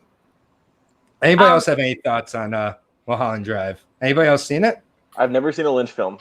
Never. Wow. This is the wrong throwdown because you guys can't see like literally in the game, the final two games that were shot in studio, it seems like there was one game where they confused David Lynch for David Fincher, and then the second one where they convinced David Lynch for David Cronenberg. And I was like, I've never gotten those questions. There was like the one group of David categories that I would know. Yeah, I have seen it. Go ahead. I saw it in college. I desperately need to rewatch it because after the sort of twist happens, I was completely lost. I had absolutely no idea what was going on. Yeah. So, and I think again that's because there wasn't really like supposed to be that ending. It's not so much a twist as he tacked an ending onto something that was like wasn't supposed to end. Mm-hmm. Yeah, so I need to rewatch it. Yeah, I think this might have the best jump scare in a movie that is. Oh my God! Yes. Or maybe even in any movie ever. Like that diner scene is like literally hobo diner scene in Mulholland Drive is like low key the scariest thing because it's just a guy describing a nightmare he's having like while in a diner, like a Winkies is what it's called. And it's that guy, he's got those big thick eyebrows. He's on Mad Men. He was on like Lost. He's like a Lynch regular. You guys, the weird looking guy with the big eyebrows. Weird looking Lynch regular, that narrows it down. Yeah, exactly. And he's like talking about this nightmare where he'd seen a scary guy pop out from behind a dumpster. But he's telling him this story, and he's like, this anticipation is building, and like the music's really ominous, and it's really bright LA weather. Like, and it's just sort of like the disconnect between like, I don't know. That I was like, that's what an anxiety attack feels like. So eventually his friend takes him around to the side of the diner to prove that there's nothing there. And like a glittery hobo pops out. And it's like the scariest thing that I've ever seen in my life. My friend told me that hobo was in from another movie too. I forgot what movie though. Maybe. That you mentioned that hobo shows up in another. It's not a Lynch movie either. My friend who's a big Lynch fan, he can't be on today, Adam Collins. So he's going to be very glad that movie was mentioned. He kind of likes David Lynch a little bit. He'll mention since I have to go soon, can I give my second pick or honor mention? Yeah, go ahead. And then Christina also has to go. So go ahead. Donnie Darko. That movie meant a lot to me. Oh wait, so actually I do have time to spend on because JT just canceled because he has a migraine. Okay, good. I mean, not good, but like welcome to our world of misfit toys here. Christina, I know does have to go. So yeah, I'm gonna dip, and I know somebody will replace me. So obviously, I'm gonna dazzle you with the greatest pick of 2001. It's currently on my television right now. I wish I had my pink fuzzy pen, but obviously, girl, Elle Woods and Legally Blonde is the greatest, my favorite to this day, because I'm still watching it right now. God, I hope they make a third one so then it can be a complete trilogy of just amazingness that is Reese Witherspoon as Elle Woods. And this was my shit when I was a kid. I was in 7th grade. I was loving life. This was like my girl. I remember seeing this in theaters being like, oh my God, maybe I can go to Harvard Law School. Like, it's hard. I did not. I did not go to Harvard Law School. But yeah, this was like, maybe, you know what, maybe this was the movie that changed my life. And I realized that like I was going to grow up to be a sorority girl. And that's what I grew up to be. And I I'm so glad. Delta Zeta for life. Or whatever. Yeah, is that something you can grow up to be? Like, you mean I was not in Delta Zeta. Stop. I just make assumptions. I'm sorry. Stop. Alrighty. But I know that's a great. All right, you have to go and watch Legally Blonde, so we're gonna let you go. I would like to hear your opinions of you roasting me one last time before I leave. Well, you roasted yourself more than anybody's roasted your picks so far. That's first of all. So you gotta have faith in what you love and your favorites. I actually have only seen the Broadway version of this movie, so I've never actually seen. Oh my God, I love the musical. The musical was really good. It was really good. Oh my God, because it was so good, I don't really feel like I need to see the movie because I really like the musical, and I don't really need to. It's really good. I would say the movie has some great performances. Victor Garber is he plays the professor, the law professor. He's great. What's Selma Blair and like the rare the rare turn for Selma Blair where she's sort of like the asshole. She's usually like the ditzy one, so she's the mean girl in this. That's pretty good. I haven't thought about Selma Blair in a long time. Wow, it's got this kind of Romeo and Michelle's high school reunion kind of effect, and Clueless, I guess, where it's sort of like you're supposed to identify and sort of almost like feel bad for the very like rich, popular blonde woman who's got like all the privilege in the world, and yet it's so good because it shows you exactly like why she's a sympathetic character. Like everyone sees that person, they see that she's a dumb blonde who's like rich and comes from money and like from Beverly Hills, but like she's a lot more than that. And she like proves everyone wrong just from like working really hard. It's like really just like just keep doing a lot of work and prove everyone wrong movie. Hell yeah. Just like I do with all you boys here. Except I don't work. All right, Christina. With that said, we're going to say goodbye to you. We're going to bring in another new familiar face for Drew. She knows this guy. He shows up at her streams once in a while. He's a great director of a trilogy of Hobbit films. And that is Mr. Malcolm Jackson. Oh man! Welcome to the call, Malcolm. I was like, is this Danny? Is this a Danny thing? How's it going, Malcolm? Good. Nice bunny ears. Yeah, we are. Yeah, always about the framing. So we are in the year 2001. We've had so far Drew and Christina go. So I'm going to go ahead and just give my pick because this was a year that I had Mulholland Drive as my first, but that was shockingly taken. And after that, the quality of my favorite movie does take a little bit of a dive, I'll be honest, but it's my favorite movie and I got to represent. And it's a sequel. I didn't even like the first one very much, but it's a sequel. It's one of my favorite buddy cop movies of all time. It's Rush Hour 2. Which has some amazing action sequences in it. I love Jackie Chan movies growing up, and this is my favorite Jackie Chan, actually. So, and it's not a great movie. It's just a classic 2000 action comedy, but it has some really great stunt sequences on like the bamboo structures throughout Hong Kong, and just it was like the last of, Chris Tucker. So that's important to bring up. So. I'm sure no one has much to say about it, but that's okay. Rush Hour 2 is my pick. Anybody? Any thoughts on it? Damn, no. He ain't gonna be in Rush Hour 3. That's all I remember from that movie, pretty much. It's the best part of that movie. Thank you, Amaru. At least Amaru backed me up. But all right, Adelaide, go ahead and move on. Welcome back to the Pretentious Bitch Corner, where my two favorite movies are both foreign. You can hit one of those. Both of them are not Spirited Away, surprisingly enough. I'll go with the one that's actually in my top 100. It's in my top 20, I believe. It's a movie I saw in my sophomore year of high school. It was the first French film I've ever seen, and it's made me sort of fall in love with French filmmaking ever since. It's Amélie. Oh Great man. choice. Again, pretentious bitch, and also if you could like again with a Wes It's not Anderson also like a aesthetic. basic bitch. It's also like, I can't be honest, I was around in high school when that movie came out. It's both pretentious, but it's also kind of basic. Like every chick saw that movie. Fair. It was like around because it was the Royal Tenenbaum year, so like it was the same year. Like all my like female friends were just suddenly doing the Margot Tenenbaum eyeliner and having the bob haircuts. Like it was pretty much everywhere. It's definitely like the female film student movie where it's just like, I knew I wanted to get into film when I saw Amélie. And I can't argue against that because it did that for me too. And Audrey Tautou is phenomenal. I just continue. I love the world it lives in. She's one of those rare film characters who I think the quirkiness really works for elevating the storytelling, and everyone around her is fantastic. It's a movie that I actually show a lot of my friends when they're like, I want to learn about, like, I think it's a wonderful example of how to do storytelling in a non-traditional sense, because so much goes on. There's so many different things happening within the movie, and it balances them all so well while also dropping them very quickly. Have you ever seen his other films like Delicatessen or Island of Lost I love Children? Delicatessen. He's like Wong Kar-wai, where it's like, great. I love one film. I want to watch everything else eventually. Okay, well, the rest of his films are pretty much horror films, which is why Amelie works, because they're almost like Terry Gilliam horror films. I would say like fantasy dark Guillermo del Toro, Terry Gilliam type of dark grotesquerie, stuff. And so like it was really interesting when he did Amelie, because I feel like he took a lot of the things that he did with City of Lost Children, like a lot of that just weird stuff, and just like applied it to like a whimsical rom-com. Also, Delicatessen is wild. I can't believe the same director did Delicatessen in Amelie. That would be. So I will say. So I need to hop off. Apparently, I need to hop off and get someone else in. So can I throw my one other foreign honorable mention really quickly?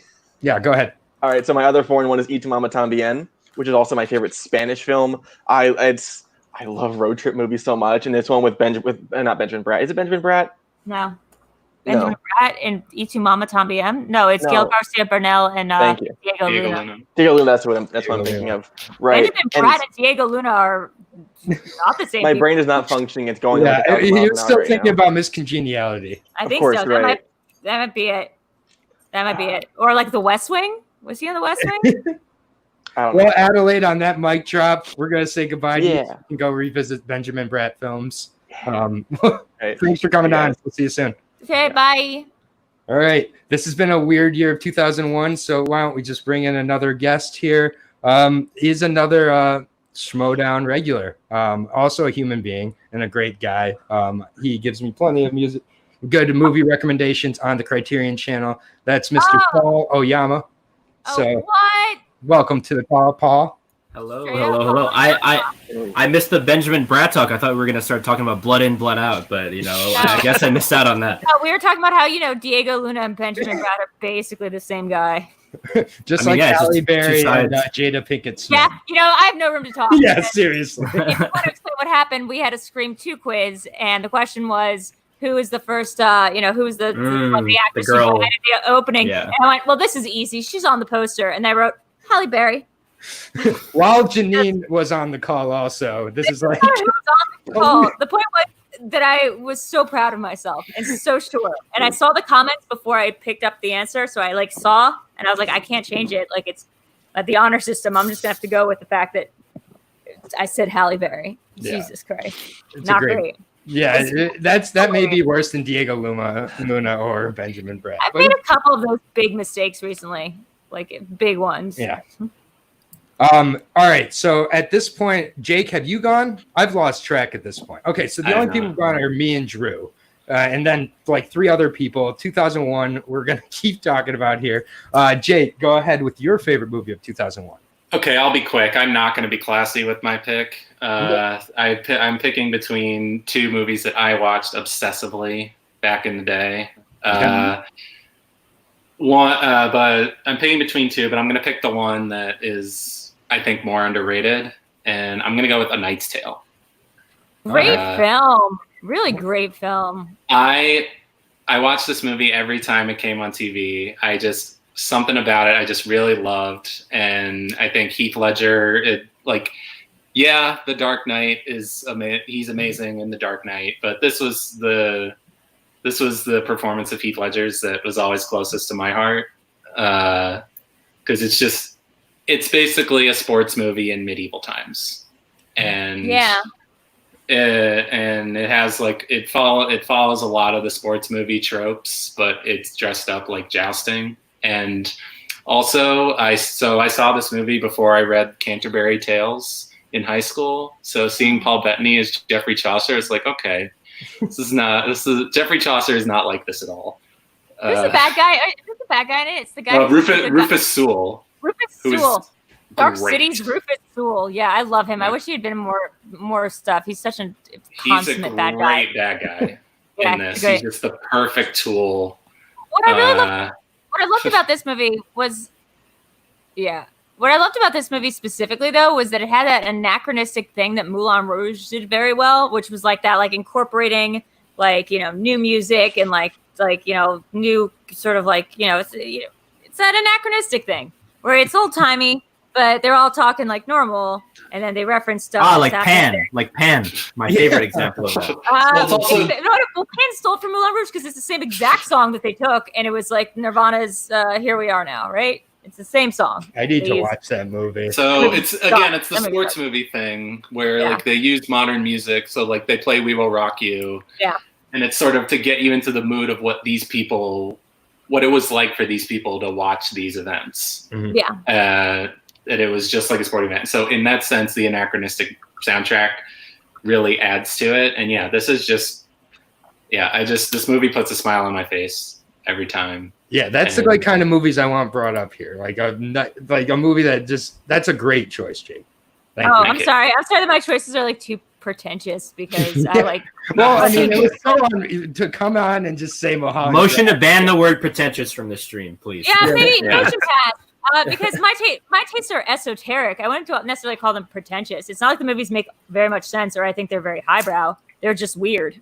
That's all trust different me. thing. That's why I'm having this stream today. The word pretentious does not exist.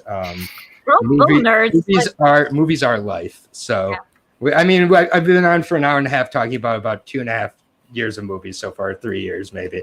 But Boatman, 2001, the longest year of our lives here. What's your 2001 pick? My 2001 pick is the Studio Ghibli film Spirited Away. Very good. 2002 challenge. 2002 challenge. Wow. Ocean to Japan. Challenge Japan in 2001. So. Oh, good. I absolutely love everything about this movie. It's the Alice in Wonderland, but the more of a darker version. And I absolutely love the style. I love all the side characters. I love the train sequence where we just get this kind of moment of quiet after all this chaos. I love Yubaba. I love just everything about this movie. It's probably my favorite animated movie of all time. I love it so much. You like more than Totoro? Totoro. Got the thing, and there's a cat bus. Just barely. Anybody else have any thoughts on Spirited Away? No Totoro. No Totoro. I mean, Spirited Away is one of the few Ghibli movies I've seen that I actually love. I am going through all of them periodically, so I can actually talk about them all sort of in depth. But at the moment, I do love Spirited Away. It's great. This was the first Ghibli movie that I saw back in college, and like Mulholland Drive, I desperately need to revisit it, especially now that all the Ghibli movies are available for streaming in the United States. It is certainly a project I'm undertaking. I already knocked Kiki's Delivery Service off my haven't seen list, which is also great. Go around and real quick to say what our favorite streaming is right now, because I think it's important to know which ones are actually working. Like Criterion sounds like it's working. I need to get on that. Shudder is my freaking favorite. Shudder. Go as anybody. I mean, Criterion, everybody knows, is my favorite by far. It's got a 14-day free trial, as everybody should know at this point. But otherwise, it's just the reason I love Criterion is that you can click on any movie on there, even if you've never heard of it. it's probably going to be halfway decent. And Yeah. I don't know any other streaming service you can say that about. I've discovered Luis Buñuel just by clicking on. Oh, he's great. He's Yeah. weird as hell.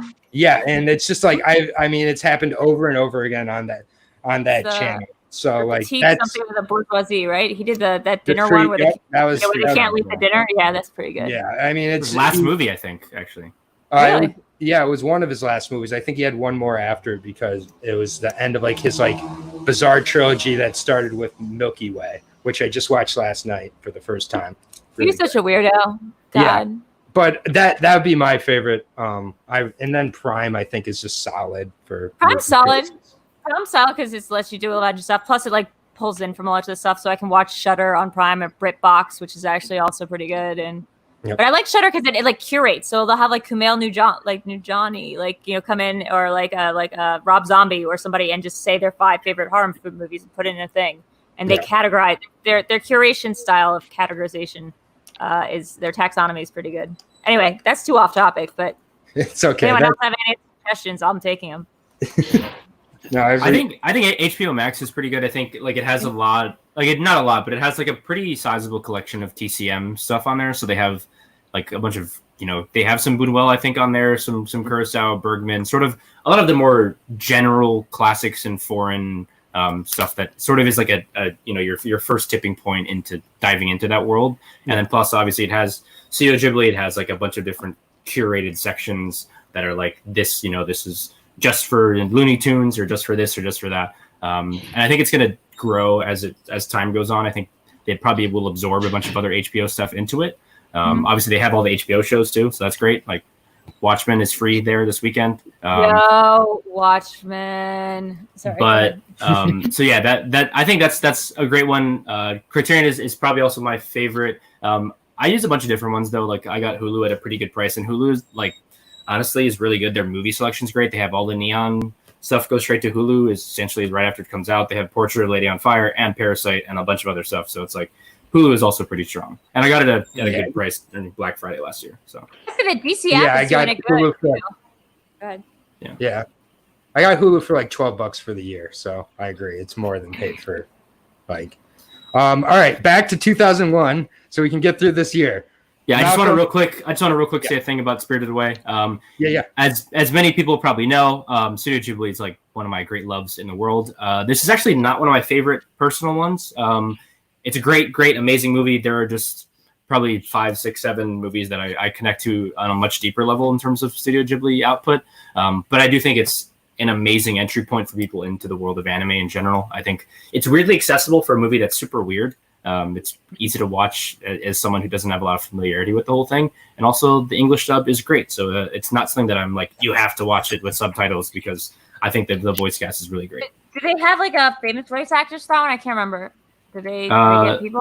The actress is the same actress who voices Lilo and Lilo and Stitch in the English see. dub. And then Michael Chiklis plays the dad. There we go. Michael Chiklis. That's the one I was trying. I'm like famous actors. I mean the guy from The Shield.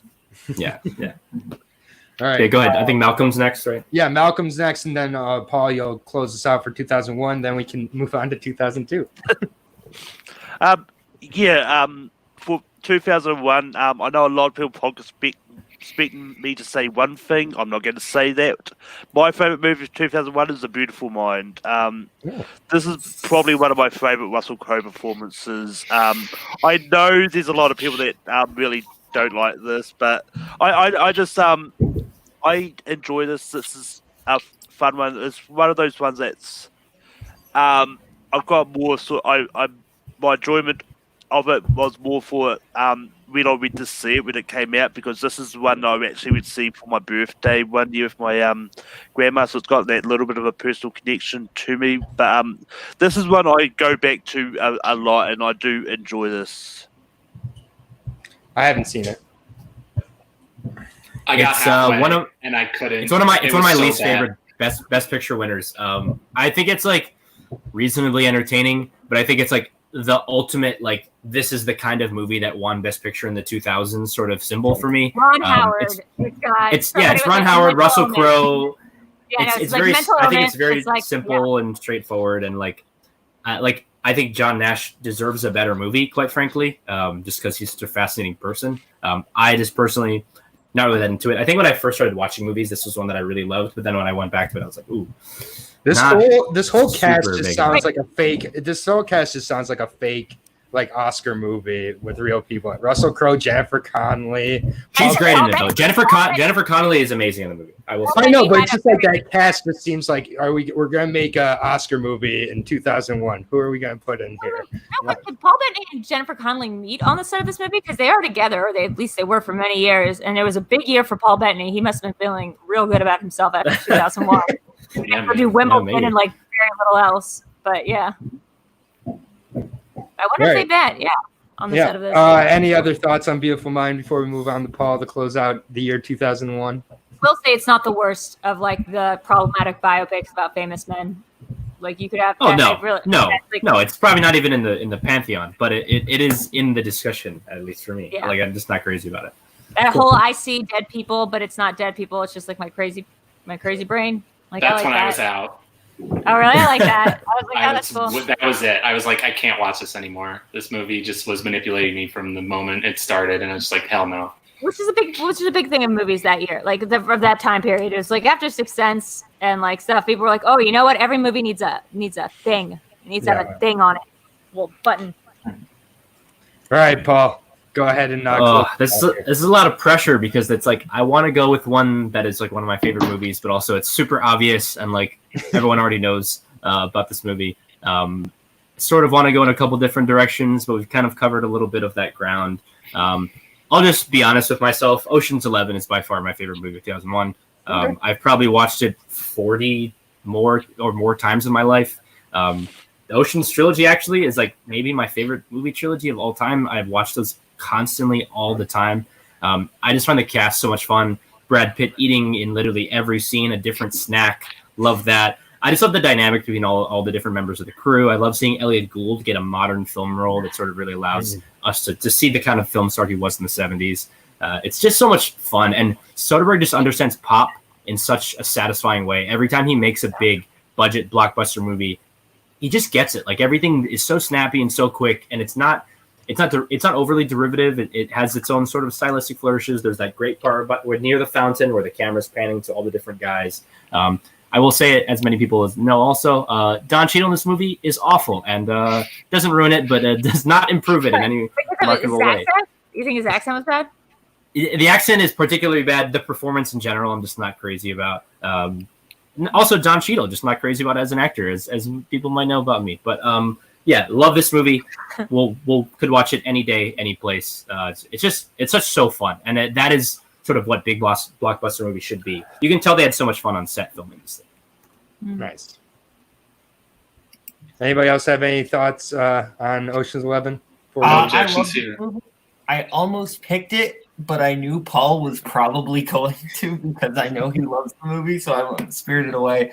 But yeah, this is an all-time favorite of mine. I love the side characters. I love Livingston Dell. I love the Mormon twin. I'm blanking on the character's name, but I love Carl Reiner in this. I think Saul. Yeah. I think he's super fun doing the Russian character. I absolutely love the twists and turns this movie takes. It's super duper fun. And when Brad Pitt flips that mask, it's just one of the best moments ever. Nice. Yeah, this is another one I watched on TV whenever it came on. I love this movie too. It's by far my favorite of the trilogy, even though I like 13 a lot, and I need to revisit 12. 12 is so good. You just watch it through the metatextual lens. It becomes immediately more fascinating. We are banning the word pretentious, so I will shut my mouth. Thank you for following my rule. Meta-contextual rules. My only rule for this stream is that every year takes at least 30 minutes, apparently.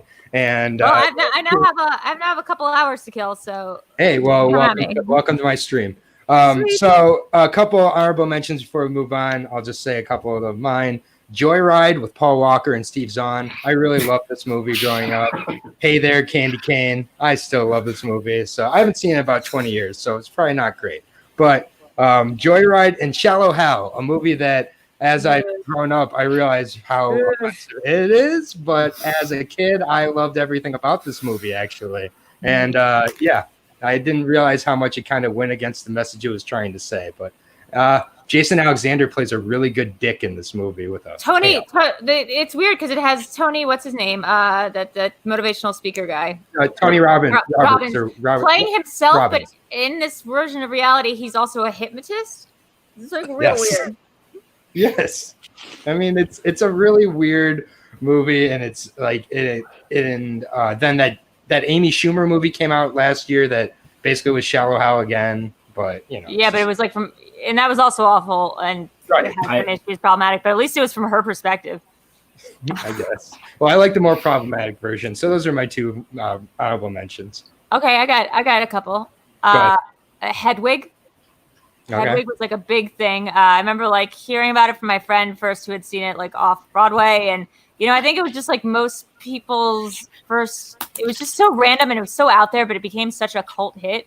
I think it kind of like worked a little bit like Rocky Horror Picture Show, but probably did a lot more for people understanding like trans movement, the trans movement, and what humanizing somebody who is like another gender or another sexuality. I can remember this. Yeah, I can remember this being in Entertainment Weekly. Like it had a huge huge article on it. Like, and I was like 11 years old. Were you reading EW in like in 6th grade? Oh yeah, I loved Entertainment Weekly back then. That was the height of it.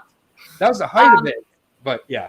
Scotland, PA, which was the big Sundance film. Now this one's a deep cut. This one's the story of Macbeth, but it takes place in the 1970s in a fast food franchise, and it stars Christopher Walken and god, it's got what's her name? Not Mira. Oh, this is the one with Maura Tierney, right? Maura Tierney, yeah. It's incredible. Scotland, PA. All right. Yeah, it's really good. It's a comedy. It's a really dark comedy that's Macbeth.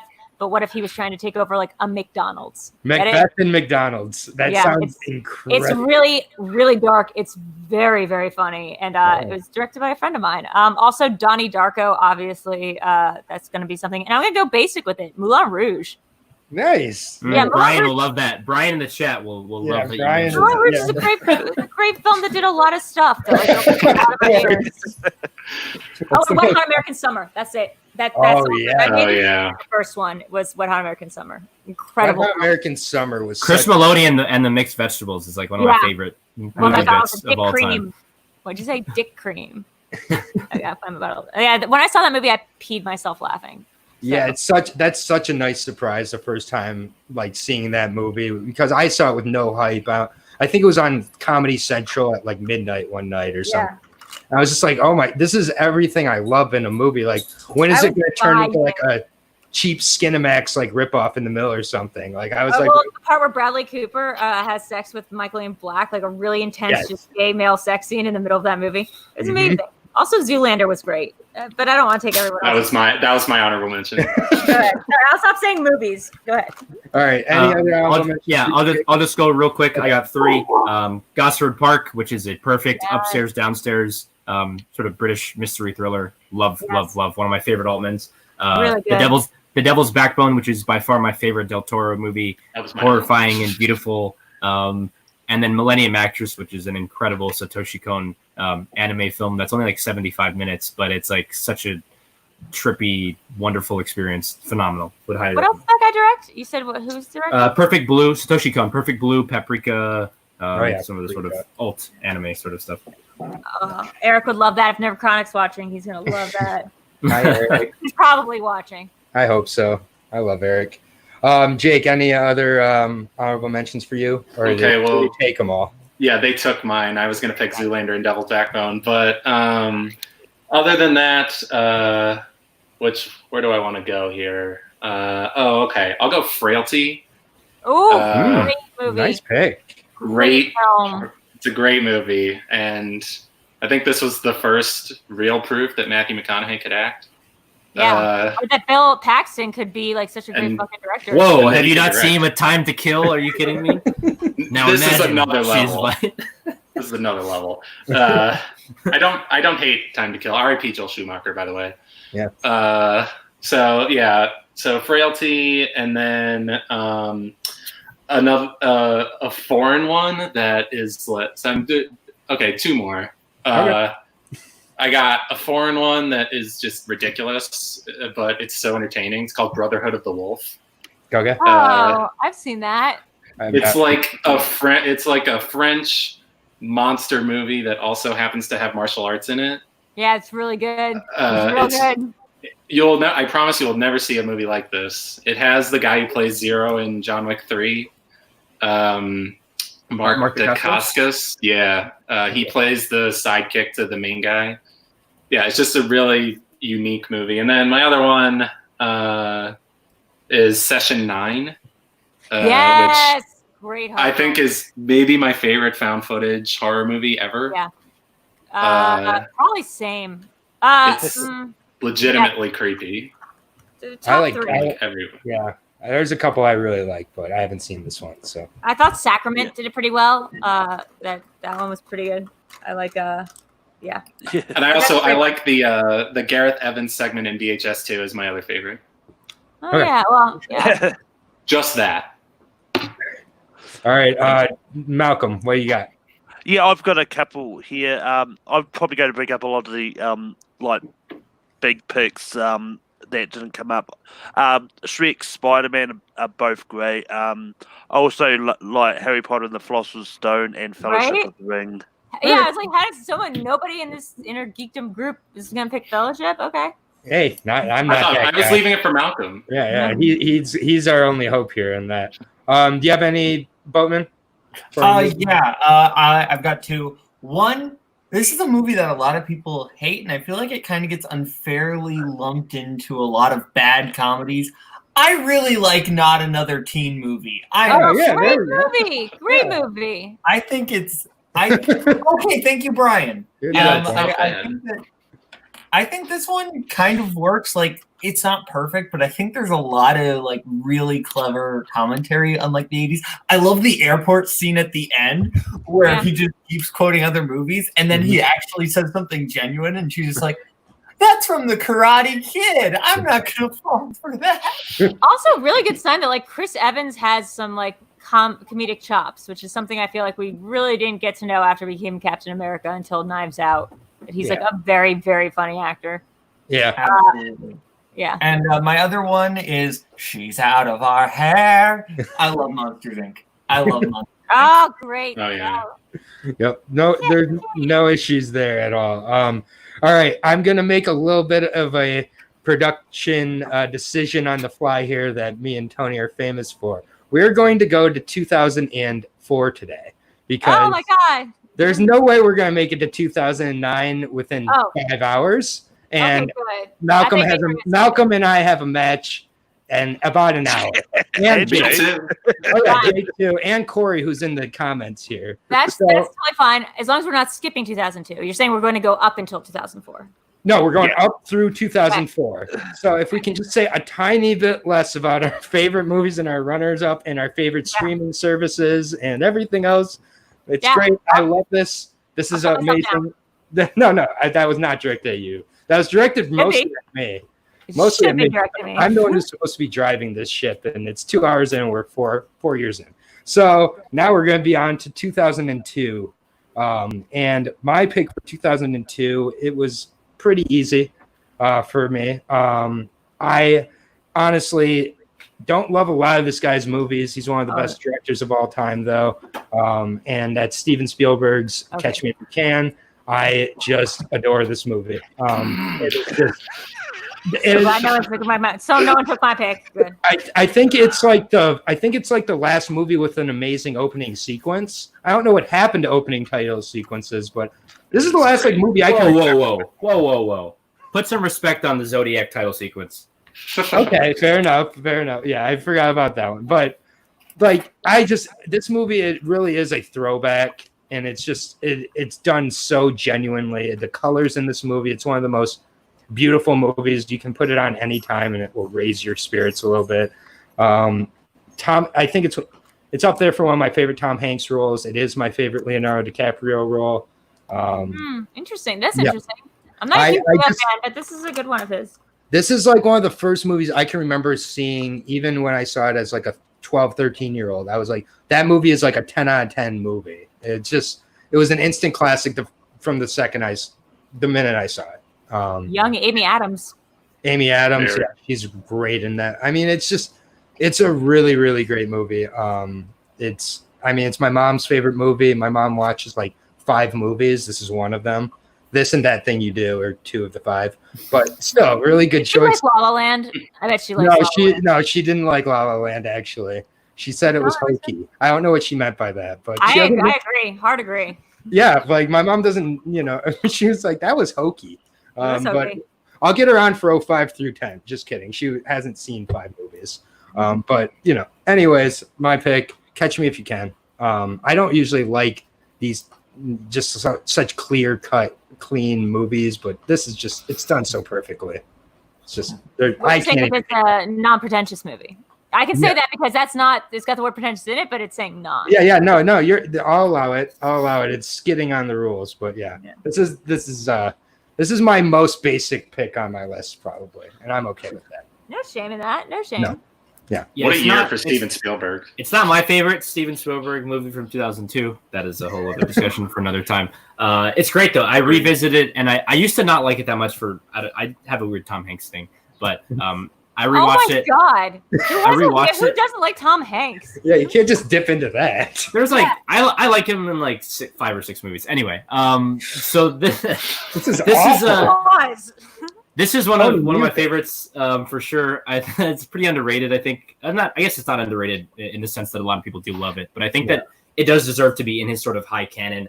I love the fact that basically like a kid is sad his parents are getting divorced, so he goes and runs away and does a bunch of crime, and that is like a really actually meaningful heart of the movie.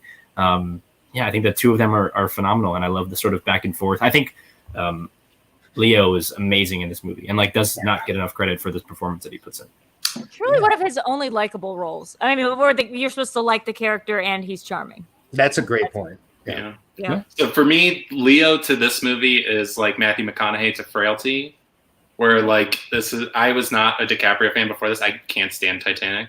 Not a Marvin's Room fan. Not a big fan of. I haven't seen that one. But, I'm very contrary, so I just didn't like him because everyone else liked him, and I was like, I'm not. He doesn't look the way I like guys to look. The Romeo plus Juliet thing didn't do very much for me. Oh, I love Romeo plus Juliet. Oh, it's a great movie. He doesn't do very much for me. That's fair. You mean Baz Luhrmann's Romeo plus Juliet? Yeah. I have to say the whole thing. He's no Jeremy Irons Scar. That's the criteria of hunky dudes on. But yeah, I love Catch Me If You Can. I also love Spielberg's other movie from 2002. I don't know if somebody's going to bring it up, probably because it's dope. But yeah, Catch Me If You Can is great. Christopher Walken in this movie, like what a heat check by Christopher Walken. Yeah. This boat, if you want to get in here and do your impression. Walken, yeah. I interviewed him once, and I went to his house in upstate Connecticut, and we were talking about his favorite movies, and he said, this one, the Martin McDonough one, 7 Psychopaths, and the third one, can you guess what it was? I'm guessing not The Deer Hunter. It was probably Blast from the Past. And I was like, oh, you weird. Wow. Dead Zone? Oh, you really? No, Blast from the Past with Brendan Fraser. Oh, the movie Blast from the Past. Oh, I thought you meant Blast from the Past. I would say Joe Dirt, quite frankly. These are his 3 favorites: is 7 Psychopaths, Catch Me If You Can, and Blast from the Past. He's a weirdo. Yeah, I just saw his debut in Coming Home, and he was really wild in that movie.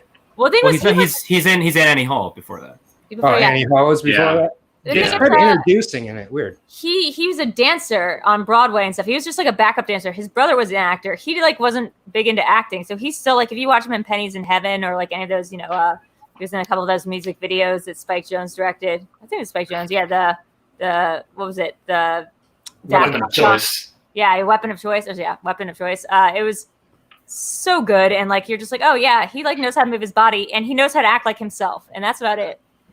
But that's enough. Yeah. That's I love this movie. This would have been my pick. I think Christopher Walken is great. My favorite scene is when Frank takes him out to dinner after he started to become the more well known as as he starts impersonating a pilot, and Walken breaks down during dinner. I love that scene so much. It's legitimately emotional. I love the scene where Hanks and DiCaprio first meet when DiCaprio pretends to be a Secret Service agent. I love that whole sequence. It's super tense.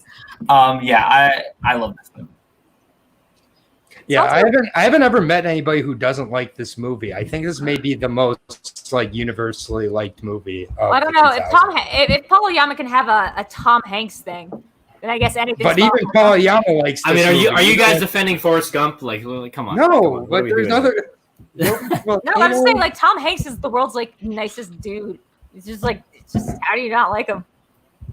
You know, little too nice for my taste. Don't trust him. Is this a heel move, Paul? No, definitely not. Definitely not. No, me disliking Wes Anderson is both true and a heel move. Oh, he's a little precious though. It's okay not to like Wes Anderson. So who's next? Is it Jake? It's Jake, I believe. I don't know. So anybody who wants to go next, Jake, go ahead. Yeah, I'll go. If you're afraid of your movie getting picked, just jump in, I guess. Okay, exactly. You go. Just start talking, and once everybody else relinquishes. All right. I'm not gonna pick the other Spielberg movie, even though it probably is my favorite. But I'm gonna go for one, sort of like A Knight's Tale. I'm gonna go with one that I used to watch all the time back in the day, and I absolutely loved it, and I sort of can't really explain why. And it's that year's version of The Count of Monte Cristo. Oh, yes. The Jim Caviezel, Guy Pearce, really young Henry Cavill. Like I think Henry Cavill is like 18 when this is his first movie, and he plays Guy Pearce's character's son. Good at acting in this, or does he remain expressionless throughout this? How's his CGI's mustache? It's actually pretty good for 2002. Anyway, so this movie is just like, I mean, we all kind of know the Count of Monte Cristo story. It's one of the most famous books ever. But just, I don't know, this version, I really can't explain why this just hooked me so much. I mean, the story is great, and just all the performances are great. Richard Harris as the guy who mentors him in prison, one of his last roles to me, and I don't want to say he'll always be my Dumbledore, but he's who I picture Dumbledore more like in the books. That's what we have. But anyway, so and it's just the story is so great, and Kevin Reynolds just really, like, who would have thought coming off of Waterworld that he had something left in the tank? But he really knocked it out of the park with this one. Waterworld's not that bad. I got to be honest. Waterworld is just not that bad. Oh, hi Eric. Hey, how you doing, buddy? Good to see you, man. We're on 2002 best movies. Your favorite movie here as we come along. This is Nerd Chronic has decided to join us here in the corner, everybody. So the person who basically we wouldn't be able to watch Schmodown without him. So, it wouldn't make a lot of sense. It'd make less sense than Mulholland Drive. So good to have you on, man. Thanks for coming on. So Count of Monte Cristo is mine. All right. Anybody have any thoughts? Go ahead. Oh, sorry. Do I have any thoughts on it? I don't think I've ever read The Count of Monte Cristo, and I only know it because I only know because of pop cultural references. Like, it's one of those ones where I'm like, I don't know if I actually know the real story. Is it a true story? Was it fictionalized? What's going on here? Like, it reminds me of Papillion, right? And that's a real story, right? What? Papillion? The one that Remy Malek recently. No, that's way later. But that actually happened to somebody. Did Count of Monte Cristo actually happen to a dude? I don't think so. I think it's fictionalized. Okay. Got it. Well. All right. So we're on to Boatman for your 2002 pick. Yeah. Okay. So my pick for 2002, I'm going with a Charlie Kaufman movie. God damn it! Oh. Not that Charlie Kaufman movie. You're safe, Drew. I'm going with Confessions of a Dangerous Mind. God damn it! Nice. Oh, the pick. I feel bad now. I thought nobody would want that. Now I feel bad. That's the best. I was just like, we need to watch that. Everyone is just truly shocked that Boatman went with the Sam Rockwell movie here. Just really groundbreaking stuff. Yeah. Well, no, what's next? I pick an Albert Brooks movie? Yeah, probably. But no, I love Sam Rockwell, and I love this movie. I think that he's giving like such an insane performance in it, and I love it. I love the game show elements. I love all the when he has to chaperone the two kids who won the dating game. while also like hunt down and kill a person. That's super fun. I think Drew Barrymore might be giving her best performance. Like, she's fantastic. Ashkenazi. I love this movie so much. Well, if anyone doesn't know, the thing about Confessions of a Dangerous Mind, it's based on the autobiography of Chuck Berry. Barry Barris, who created the dating game and a bunch of other shows, who also claimed in his autobiography to be part of the CIA, to be a black ops agent in the CIA, and who have done a lot of these things. And he also wrote songs up like under the suspicions of actually having to travel internationally to do all this stuff. It later turned out he was just lying. Like he was just lying about it. And he wanted just like Bloodsport. It's like this guy made up this whole story about him being this really cool badass, but actually he's just full of shit. But the script itself, because this Kaufman was like incredibly kind of like, there was a lot of directors who dropped in and out of it, and so eventually George Clooney, who was just hired to play like his handler, ended up directing it. I think it was the first movie Clooney ever directed. Yeah. It's really good, guys. It's really fun. Julia Robertson is in it. I love it. Julia Roberts is great in it. Yeah. Underrated Julia Roberts performance. Yeah, great pick, Boatman. All right, we're down to Eric. How about you give us your 2002 pick first for your favorite movie of 2002? Better not go with Charlie Kaufman. I'm gonna hurt you. Off the top of my head, I'll just pick a movie I know from 2002 that I enjoy quite a lot, not in a traditional way, but in a very silly way, which is Equilibrium. Oh, isn't that the one with Christian Bale? Yes. Yep. Christian Bale's best work with his gun kata. Oh, you're playing on Newsies. He forgot about Newsies. He wants us to forget about Newsies. It's just a very silly movie that I revisit. Obviously, there's better choices for that year, but it's your favorite. Yeah, it's a movie that I look back on every once in a while, and it's just a movie that every time I watch it, I have like it's like I'm watching it again for the first time because it feels like I always have the same initial reaction, which is like, how did this get made? Like, why is this thing exist? Especially in Christian Bale's film. There is an episode of How Did This Get Made on this. Is there movie. an episode? I'm pretty sure. I think so. Yeah. It is. Yeah, I should watch that one or listen to that one. That podcast got me into podcasts because I was listening to one for vampires. I believe it's for Devil's Advocate, and I was like, "Oh, this is amazing, people!" Yeah, everybody go around with your favorite How Did This Get Made. Anyway, episode. But that'd be my tough. Yeah, that's a great pick. I saw this recently, and I definitely was like blown away at how wild this movie is and how I didn't know about it sooner. It is anything but like Equilibrium. It's a very ironic name for the movie since it's so off kilter. So this movie was like the obsession of my entire male high school class. Just for whatever reason, this was a few years after it came out. This was like 05 or 06. Everybody was just obsessed with Equilibrium. For whatever reason. So that's why I watched it and I was like, this is fun, but come on, y'all. Boondock Saints, the same thing, except Boondock Saints is worse. Yes. All right. I think anybody else have any? Go ahead. Sorry, Aaron, because you asked another How Does It Get Made thing. I think another one I really like of theirs is for the movie Airborne. Like rollerblading movie. Oh yeah. Rollerblading movie. They do a really funny episode on that. Okay, we're being sarcastic because we need to get through all the. No, I wasn't actually. No, I honestly, at this point, I want to know everything about everybody's thoughts. My favorite How Did This Get Made episode is Face Off, though. It is an amazing. Oh my god, it's so episode. good. Anything with Nick Cage is so good. I think they did do Vampire's Kiss, and it was phenomenal. Yes, they did. Yeah. Oh god, we recently. By the way, not to do a quick plug, we recently did that for Nerd Chronic commentary. We did Vampire's Kiss. Yep. So you guys should all go check that out and subscribe. What a movie. A, B, C, D. Yeah. He didn't love it. I was like, this is the funniest comedy of all time. Like, it really, I enjoyed it very much. It was not one of my favorite films, but I enjoyed it very much. I hate you for that. I hate you for that. All right, Drew, what's your favorite movie from 2002 besides Confessions of a Dangerous Mind? Well, it's gonna shock to zero people. It's the Nicolas Cage Charlie Kaufman movie adaptation.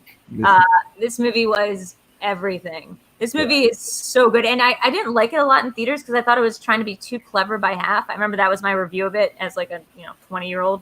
I was like, it was like trying to be too clever by half because it does that thing where Nick Cage plays twin brothers. It's a pretty low key Nick Cage. This was Nick Cage reining it in. This was around the time he was starting to get better again. I feel like Matchstick Men was around there, like Confessions of a Dangerous Mind, Weatherman, like all these movies where he just is doing something different. He's showing a little bit more range, but more than that, like the plot is incredible, and the story of how it got made is incredible, which is that it's a nonfiction book called The Orchid Thief that actually exists.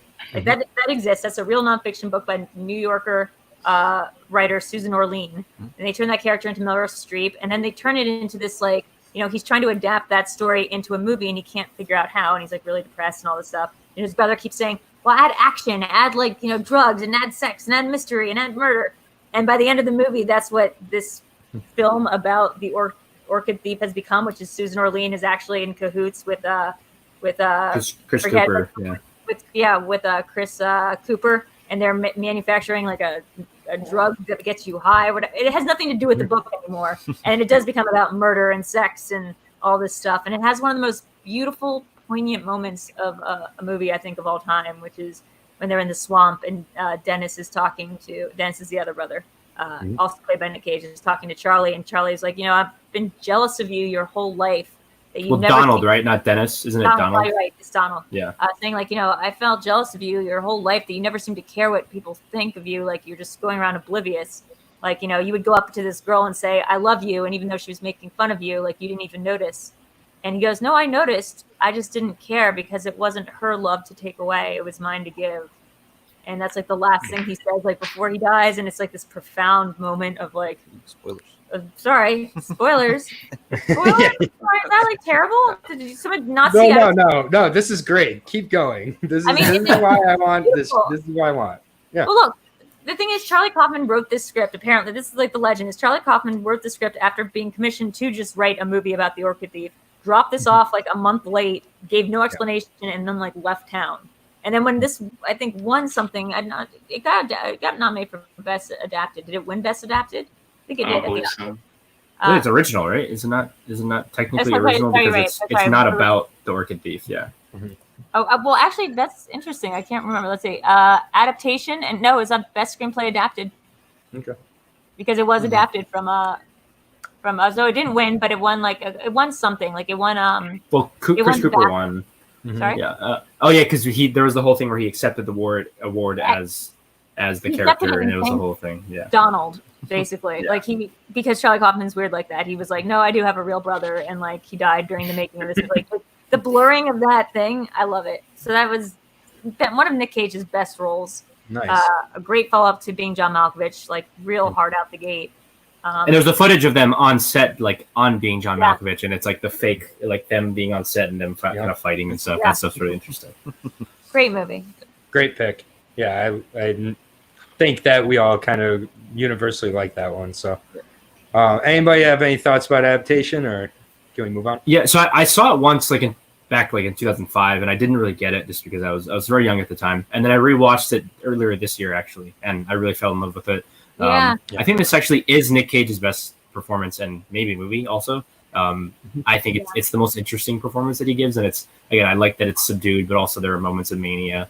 It's got a mix of all the different great stuff. And Chris Cooper is like one of my favorite supporting actors of all time, and he's amazing in this movie. John, I'm not remembering his name, but he also has the greatest line ever. Chris Cooper does, where he goes, "That's how much fuck fish," to like explain an example of why he like gets excited and like obsessed with certain things, and then he can like throw it out the next day. It's like one day I got really into tropical fish, and I was collecting them, and then I woke up one morning and I decided to throw them all into the ocean, and that's how much fuck fish. Like that's how much fuck fish. What a great phrase! It's like my activation phrase. That's how much fuck fish. Also, it's got such great big performances. I just love what it says about filmmaking and like the narrative structure. Talk about a great opening sequence.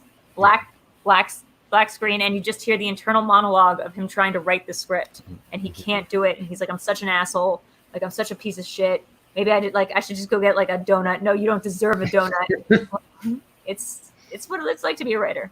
Yeah, it's very real as like someone who's trying to create things myself. It's like all those monologues. It's like, oh, I've said these things to myself in my way. Yeah. It's one that, I mean, these are all like really great movies, and it's like everybody talks about the early 2000s being so shitty for movies, but these are like incredible films. There's some great movies. There were just less of them. I think For sure. So many good movies in the early odds, but then no kind You of. just gotta kind of look into it, and really, it's like hard to find years where there's, not like a lot of great movies actually. So one of the things I've been saying a lot this quarantine too is like, it's shocking how every time I see like a classic great movie, I'm like, Jesus, there's so many good movies from. I think this was just the years that my favorite movies came out.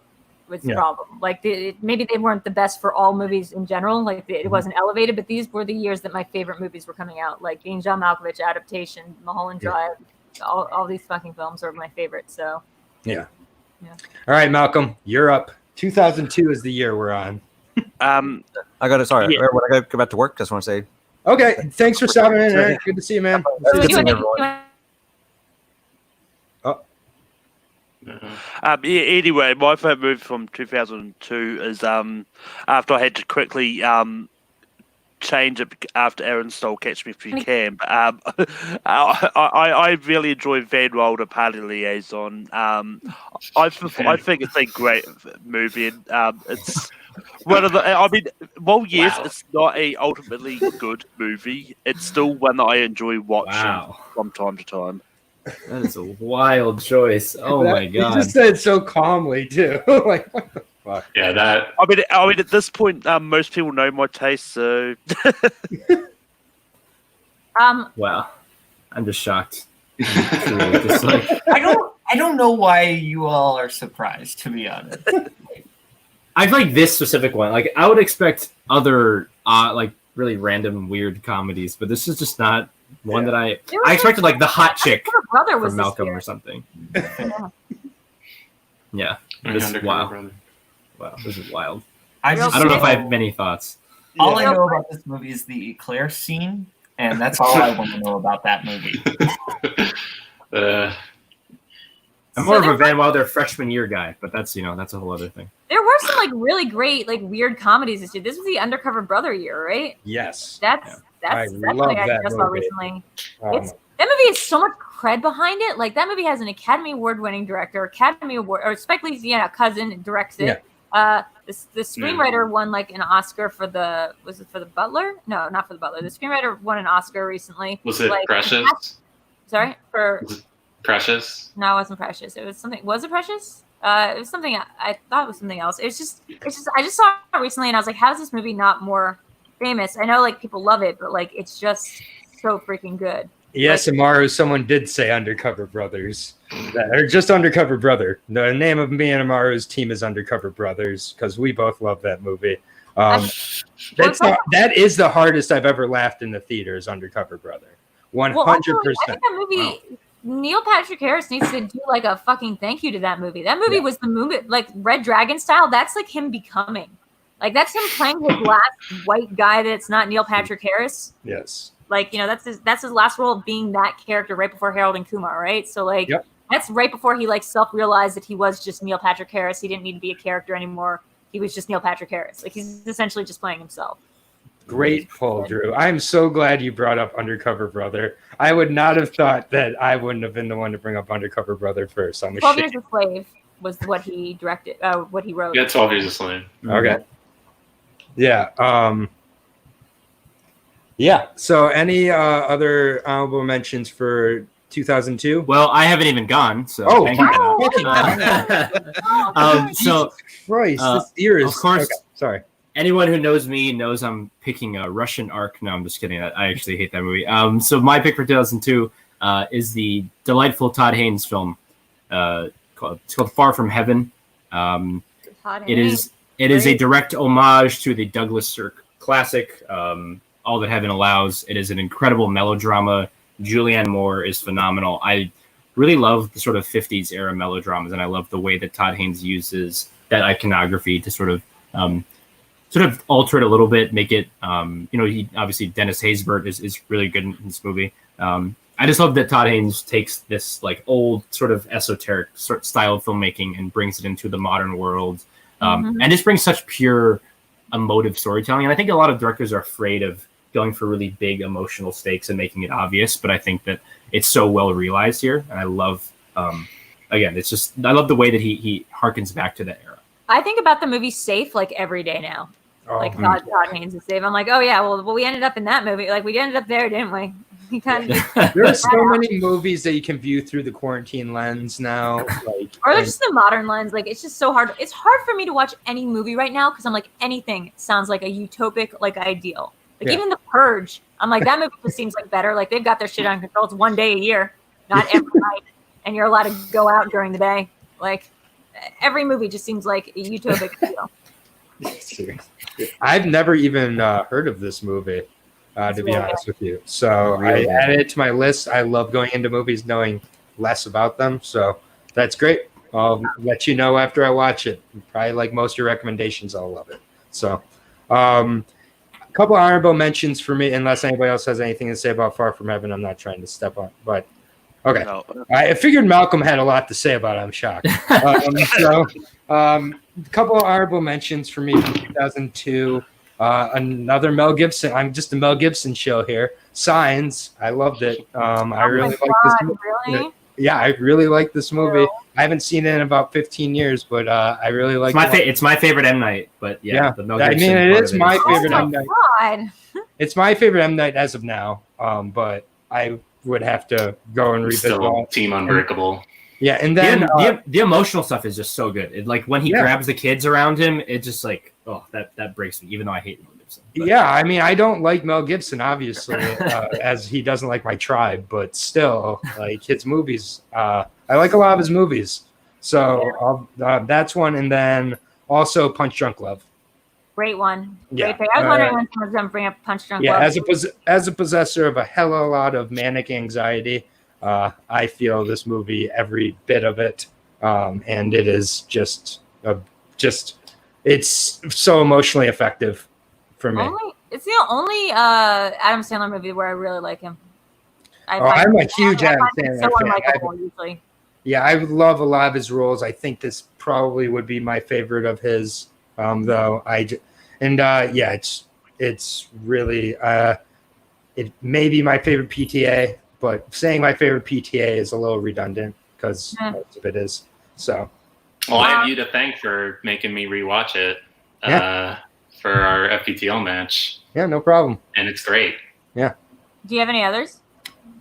Those are no, those are my two honorable mentions. You know what, Drew? Those are the ones I got for you. So maybe someone else could satisfy you with their honorable mention. No, because I'm not really listening. I'm just waiting for my turn to talk. So I'm like, okay. Yeah, that's what everybody is. Welcome to the stream. All right, go, Jake. My turn? Okay. No, not yet. We're going in order. Jake. Okay. So I'm surprised it didn't come up, but I will throw Minority Report down. I think is I think Spielberg's best movie of the 20th century. I think this movie is incredible. This might be my favorite Tom Cruise performance. It's way up there. Maybe Born on the 4th of July, but this is around there. And early awesome Colin Farrell. And yeah, just the visuals of it, it's just so different. It's just so different in terms of visuals from most Spielberg movies. I just think he's just working at the top of his game in that one. Another director who is working at the top of his game, who this also might be their best movie of this century, is Spike Lee's 25th Hour. Mm-hmm. Nice choice. As somebody who lived in New York for a while, this movie has a particular resonance. And it's just a great story. Ed Norton is just awesome. And obviously everybody talks about the scene where he's addressing the mirror, and it's classic Spike. So yeah, those are my two. And then less serious, Blade 2. Guillermo del Toro, he knows what's up. It's not as good as Devil's Backbone, Paul. I'm not that crazy. But it's certainly the best of the Blade movies, I would say. Top 3 for sure. Definitely. Oh, absolutely top 3. I'd even go top 2. So Caleb, it's probably up to you. Boatman, your honorable mentions. Yeah, my Aaron spawned off. So yeah, Boatman, do you want to do your honorable mentions? Oh yeah, I'm gonna dip also, by the way. Yeah. Hi, Jake. Yeah, Jake, and then actually Malcolm, we'll do you after Caleb because I know you got to go to do format random in a minute. Yeah. And Aaron's back. See you guys. Thank you very much, Jacob, for being on. Yeah, no problem. This was great. Wait, should I invite more people on? Should I just send out invites to your show, Aaron? Yeah. For next Now, week, you now can I've got send all out. day. Well, I have all day until me and Broca and Alex. Well, I think Aaron has Alex- to go, so maybe this might be ending soon. Oh, that's Well, right. we got about 20 more minutes just because I have a Full Metal random match at 7. But we're going to be back next Tuesday. We're going to be doing 05 through 10. And then I didn't expect this to be so popular. So it's been really great having everybody come on, and I appreciate it. But we'll talk this week and we'll figure out how to get people set up at a good time, because maybe we'll figure it out off air here. But is anybody else coming on, Tony, or is it just? I think Maru's coming on or something. I don't know. we got. Thanks for reading your Facebook messages. We got someone to replace Malcolm in a minute. So what we'll do, Malcolm, do you want to do your honorable mentions? Then we'll get those two on. Then you guys can finish your honorable mentions. Then move on to 03. Yeah, I mean, my honorable mentions I had was Two Towers and Chamber of Secrets. But yeah, that's pretty much that. Yield my time. Okay. Well, no, it was one of those ones like I didn't really have any know what else to say after that, but I'll just Good mic drop, Malcolm. I'll see you in 30 minutes or 20 or 30 minutes. But yeah. I'm looking forward to getting Last tonight. That would be great. So yeah, just real quick, City of God was almost my pick. Amazing movie. I think technically it was like a 0203 kind of in the middle, but yeah, I'll just mention it here. And then Hero, which is an amazing visual, just marvel of a movie that if you haven't seen it, great martial arts. HB Goes Down, The Ring, which was the scariest thing I'd ever seen in theaters up till that point. I think real talk, that was the scariest movie I'd ever seen in theaters. 24-Hour Party People was really good. That was that one where not Malcolm, what's his name? Seth Green and what's his name, the little Home Alone kid. Coogan. Oh, are you talking about Macaulay Culkin? Macaulay Culkin showed up back again as those 90s club kids. They were drag queen. They were just and the guy ended up killing. This is a real life story, and the guy ended up. Wasn't it Party Monster? Is that Party Monster you're talking about? Oh my God, I do. I have the wrong one. I have 20. Yeah, why did I put 24-Hour Party People? Yeah, you're right. Party Monster. Yeah. Guys, this is why I shouldn't be participating in any game that No, Sympathy for Mr. Vengeance, which was part of that Old Boy trilogy that was really good. The South Korean trilogy that I love. It's just super violent, super intense. Suicide Club, which is a really big. I feel like that was really big at the time. That was kind of the audition of that year. Everyone was just oh my God, can you believe that happened? And then Talk to Her, which is Almodovar. But yeah, Almodovar is probably I think it's my favorite Almodovar film. I've only seen Pain and Glory, but it made me want to go back and watch all of his stuff. I do like the one with the is it Under the Skin or whatever, or Between the Skin or In Her Skin. The Skin I Live In, I think. I Live In. Thank you. That one's also wild stuff. Yeah. Yeah. Okay. Two ones I love from 2002. Changing Lanes is a really underrated. It's just Ben Affleck and Samuel L. Jackson trying to figure out little ways to screw the other over, and it's awesome. And the other one, I'm going with one of my favorite animated movies, but I didn't want to say it because I didn't want to do two Divide Chase movies one after the other. Yeah. Nice. All right. I'm going to bring in our final two guests for the final couple years here.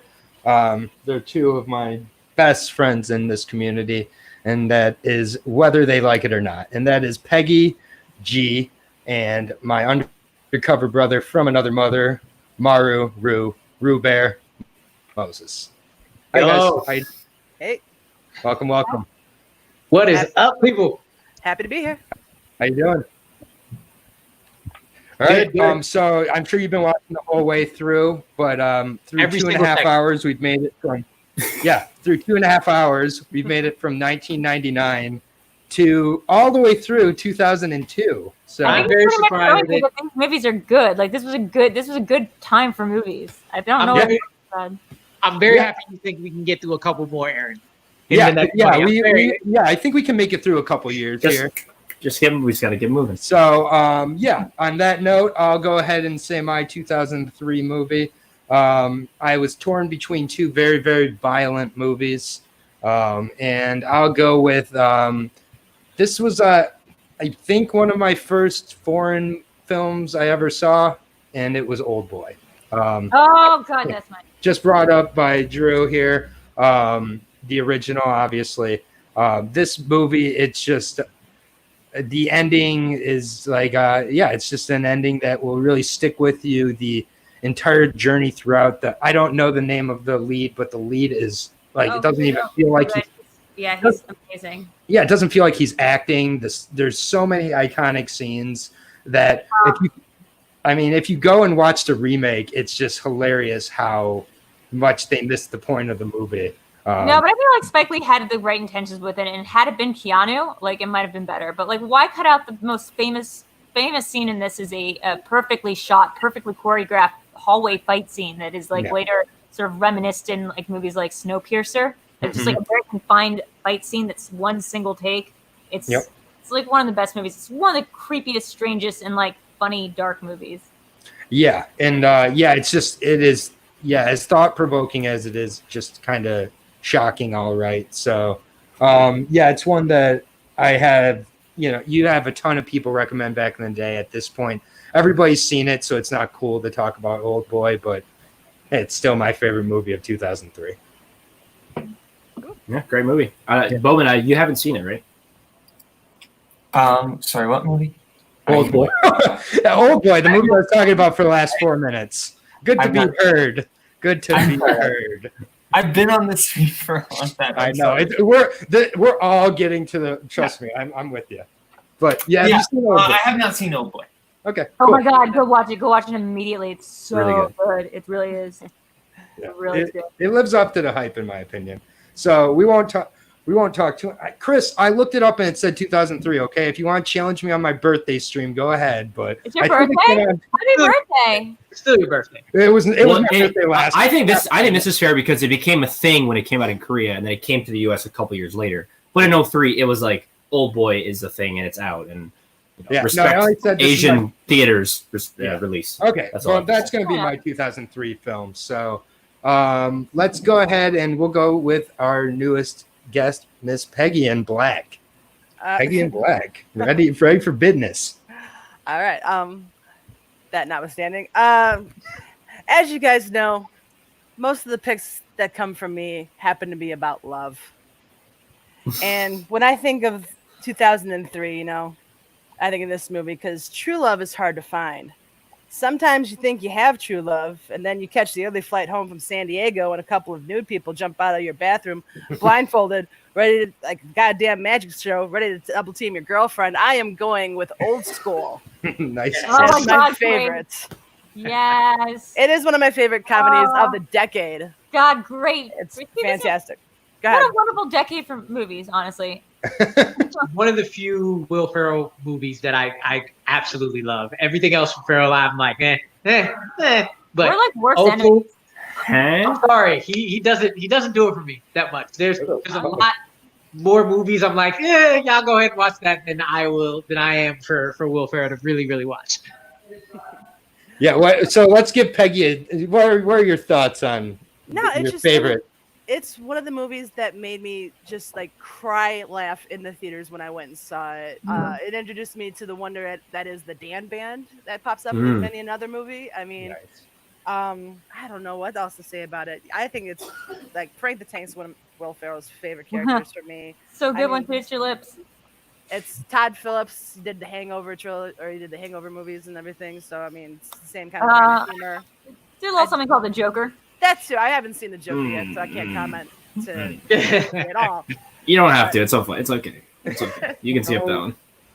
But yeah, no. I still like Joker. I'm still the one. Even like the tiny little roles by like Jeremy Piven or or Todd Phillips himself in the opening scene where he's the guy that's at the weird origin. Guys, don't jump in and That's watch. him. Like Sean Scott with the pony and at the Oh, pennies. that's amazing. Tiny little touches everywhere throughout the movie. I think it's fantastic.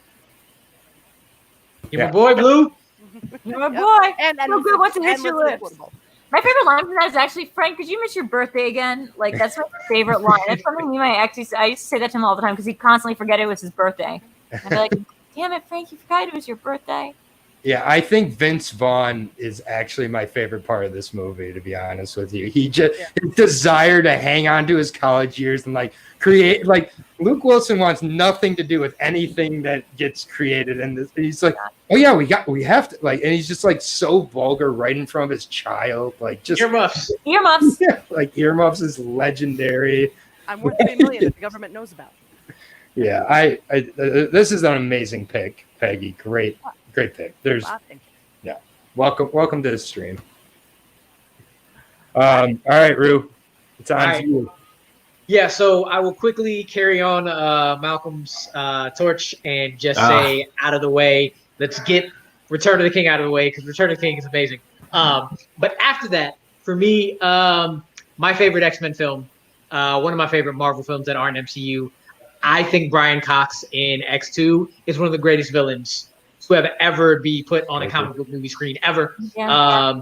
I still will never forgive the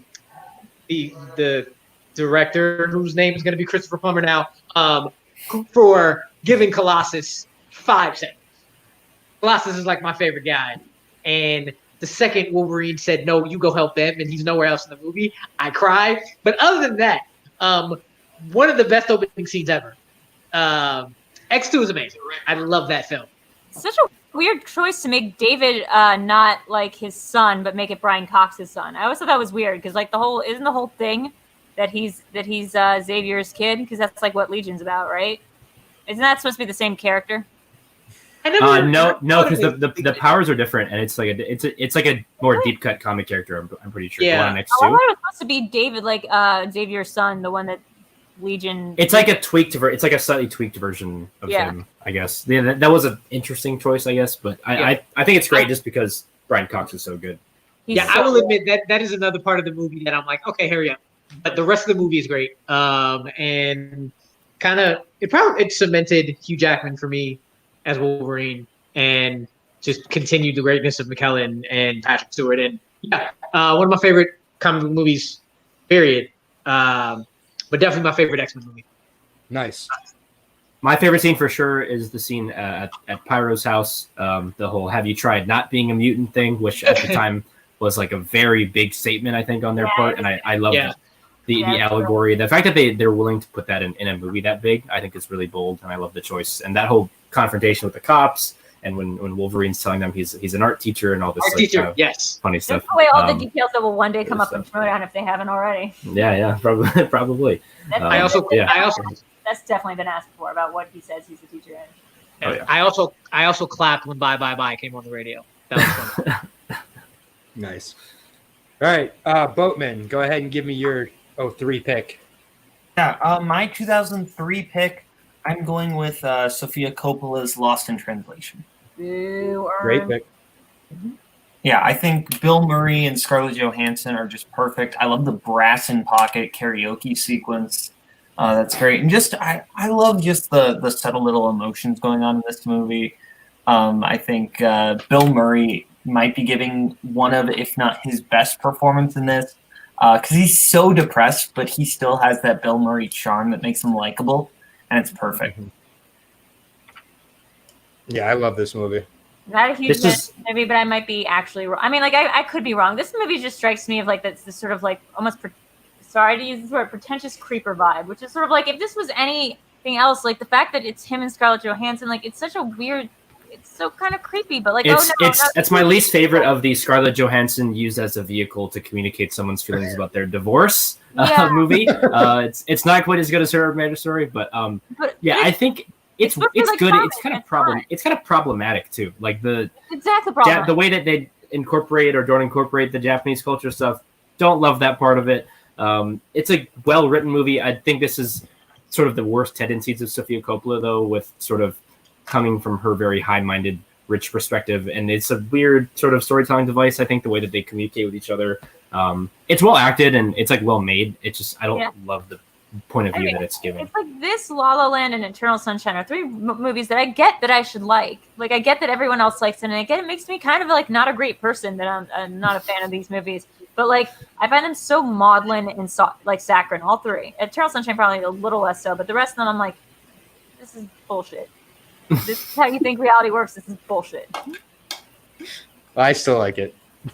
I know. That's Everyone's totally thinking fair. mine's wrong. Let me Yeah. be clear. Mine's All wrong. right. Drew, give me your favorite David Lynch movie that came out in 2003. I'm just kidding. Yeah, he didn't do it in 2003. I'm gonna actually have to go. This year was the year Party Monster came out, but I'm not gonna go with Party Monster. I might go with The Station Agent. What is The Station Agent? Oh my Peter god, Dinklage loves trains. It's a great movie. Peter Dinklage loves trains. It's like the first big Peter Dinklage thing, like that this was like his breakout role. It's him. It's Bobby Cannavale, who's amazing in it. It's the idea that he is, someone who's Peter Dinklage, and he's like a real curmudgeon, and he's like a real asshole because of his life circumstances. He buys like a sort of a place right near the train tracks, and he becomes the station agent for this little tract of land, and he kind of falls in love, with somebody who's. All I remember about her ex-husband is it's Roger Sterling from Mad Men. But it's just like a quiet, small town story. It's just really beautiful, really funny, very caustic. It's really about like a lot of these movies I'm realizing that are in my themes of best movies of the year. It's really about like getting over your cynicism and like embracing something that's about just pure. So that was kind of the adaptation thing. That's this thing. It's about like getting over your natural distrust of the human experience. Nice. And yes, it's Tom McCarthy. If you guys are familiar with Spotlight, same director as Spotlight. It's really good. Yeah, it's a great sort of indie early 2000s. Sort of got a little lost in the cultural shuffle, I think, as time went on. Yeah, it's great. Peter Dinklage. I think Patricia Clarkson's really good at it too. Probably his best really good. performance in a movie to date. Great. Yeah, definitely. All right, and Paul, we're actually gonna call this after your pick. We're gonna call it after 2003 here. So we made it through 5 years in 3 hours. Amazing. Even for me, that is long-winded. That is, I couldn't be happier with this. Like, I can't believe at one point I actually thought we were gonna get through 31 years with 6 people in like 3 hours. That was the original plan last You're week. so lucky you didn't have me on earlier, Aaron. I know. You're gonna have to be on the entire time next time because It will be clearly, a forever stream. yeah, it will be the forever stream. I'll make sure not to have a match in 6 minutes next time. Okay. But all right, Paul, go ahead and finish out 2003. We'll go through honorable mentions and then we'll wrap up this 5 years in 3 hours. Yeah, so this is a super divisive movie, and I don't think it's for everyone, but I love it. I saw this in film school. We saw it in a theater, which is a great way to experience it. And it's Gus Van Sant's Elephant, which is essentially a retelling of the Columbine shooting through the perspective of the different prospective students at the high school. It's super visceral. It's really crazy. I think it's got some of the most like sort of realistic teen interactions that you see in movies. That's what teens really talk about. It's really basic, surface level stuff, but it's so raw, and you feel like you're in that moment, and it's really harrowing. And again, I don't think that everyone is necessarily made to enjoy it, but I personally found a lot from sort of this different types of perspectives and seeing what this meant for students, and it really humanizes the students that were in the shooting. Was it Michael Douglas in that, or am I crazy? I don't think any really big actors were in this because it's pretty low key, and it's like super low budget. But it's phenomenal. Would highly recommend that you at least explore it. It's a tough watch, but I found it super, super valuable. I know that Jake and Michael, two of my good friends, are really big fans of this. It's amazing. Yeah, I haven't seen this one, so I'll add to my list. I knew the subject matter, but I'd never had anybody really recommend it to me. So, but I'll add it to my list. And anybody else have any thoughts on Elephant, or do we ready for honorable mentions? Once again, I'm on brand of having not seen Oyama's pick. Neither have I. Thing. So, I don't think I've seen anybody else's pick so far except clips of Old Boy. Yeah, well, I mean, Oh God, Old Boy's so good. Old school. Oh yeah, Old School. There you go. Okay, Thank you. well, Peggy, me and you, We're right we here, know we got this. Come on, let's get to the honorable mentions because there's some good ones here. and all right, I'll give my one honorable mention I had because these were the two movies it was between for me. It's Kill Bill Volume 1. It's Tarantino. I do prefer Volume 1 to Volume 2. This is just a kind of a perfect action movie to me.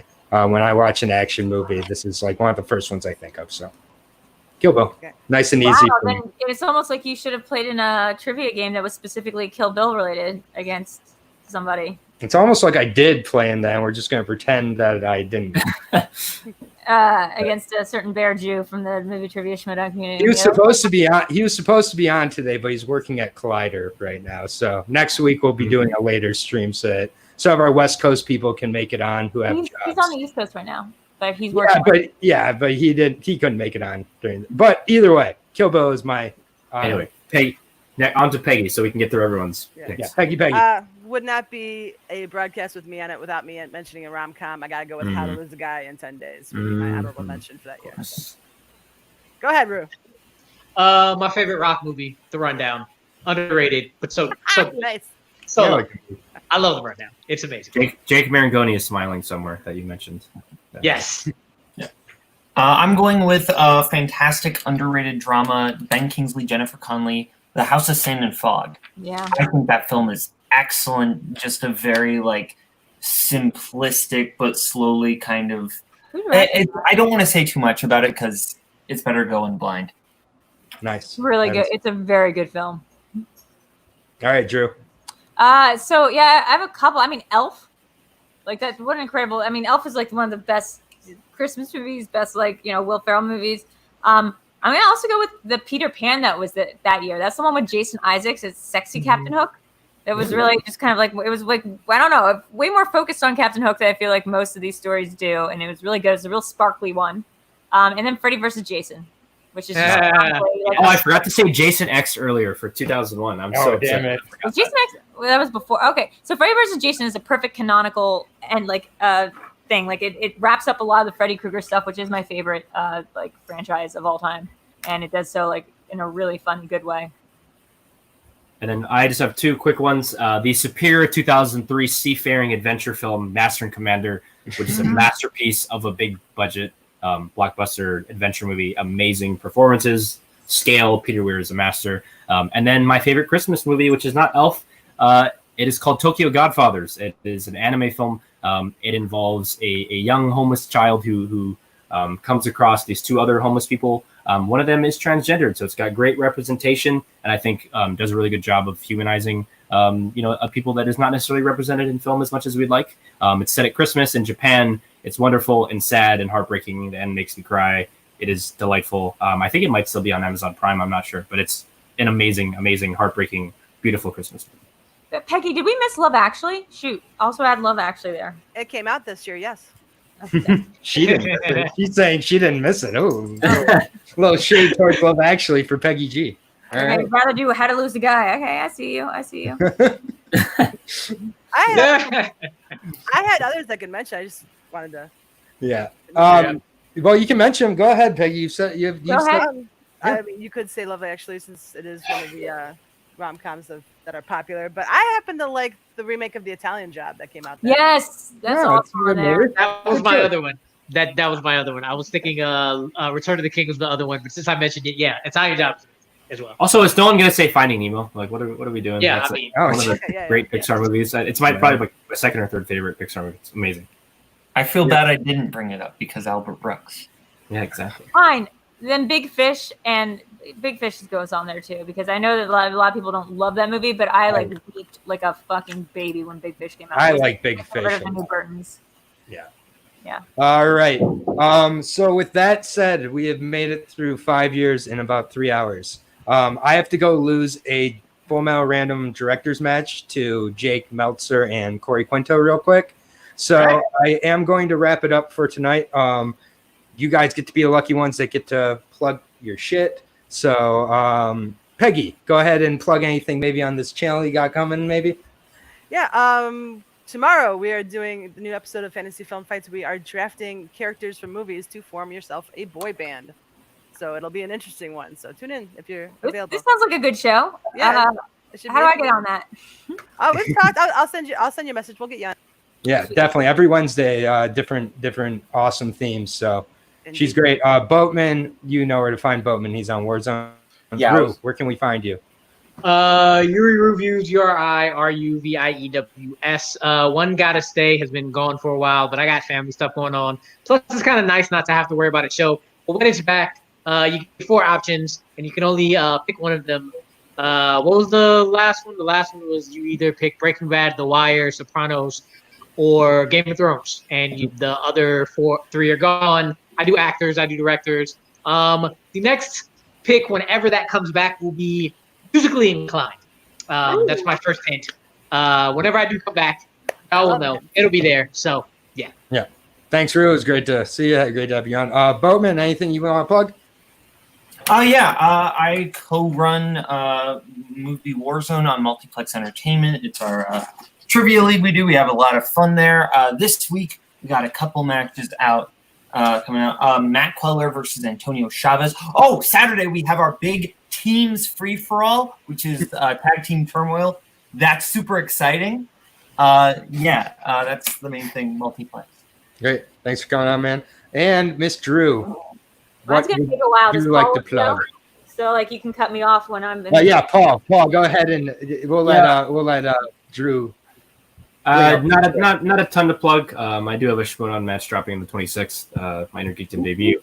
I have a letterboxd, as many people know. If you want to know what I'm watching, what I think of what I'm watching, just search my name, Paul Oyama. You'll find me pretty easily. And on Twitter, I guess I've kind of started using Twitter, so maybe that if you want. I don't know. And what would your name be on there? Just Paul _Oyama. I mean, if you just search my name, you'll find me pretty much wherever you. Paul, do you feel like you're scared to put on Letterboxd, like what people, like what you've watched in case of competitors watching? No. Okay. No. Yeah, he's not worried about it. And everybody knows where to find my stuff. Digesting Dark. Dark comes back this Saturday, people. The 3rd and final season of the best show ever made. I really need to get back on time that. travel show. Watch it. You don't have to even listen to my podcast with my brother, Digesting Dark, available on all podcast platforms and on YouTube.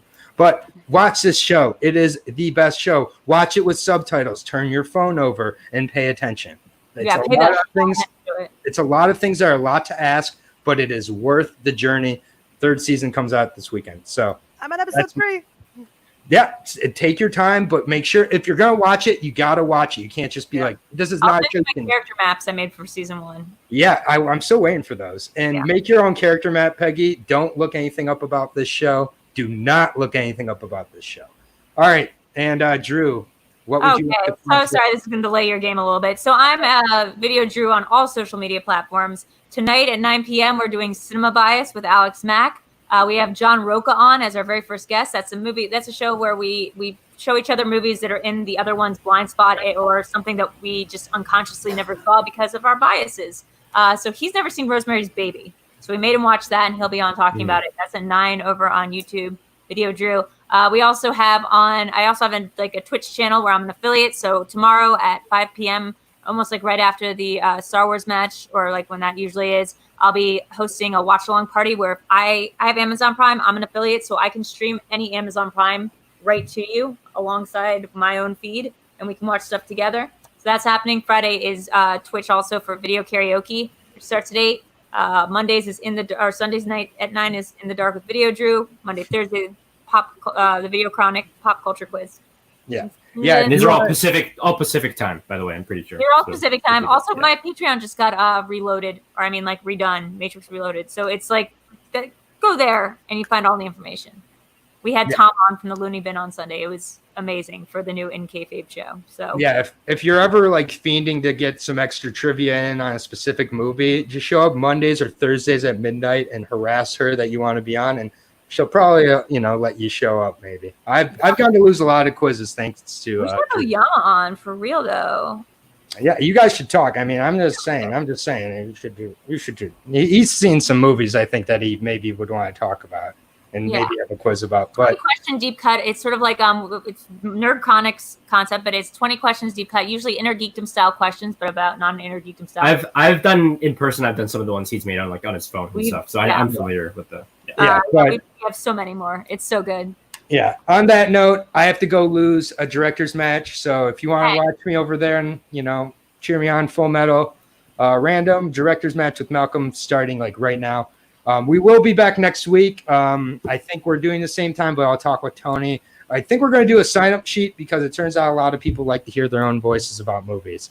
Yeah. And, you know, so imagine that. But sincere thanks to anybody who's watching, everybody who's been on the stream today, whether it was for a moment or for a little while. I really appreciate it.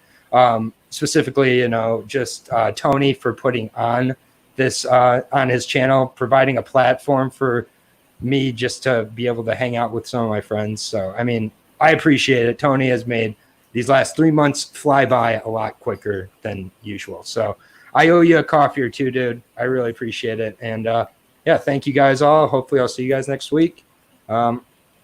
Peace out. Bye.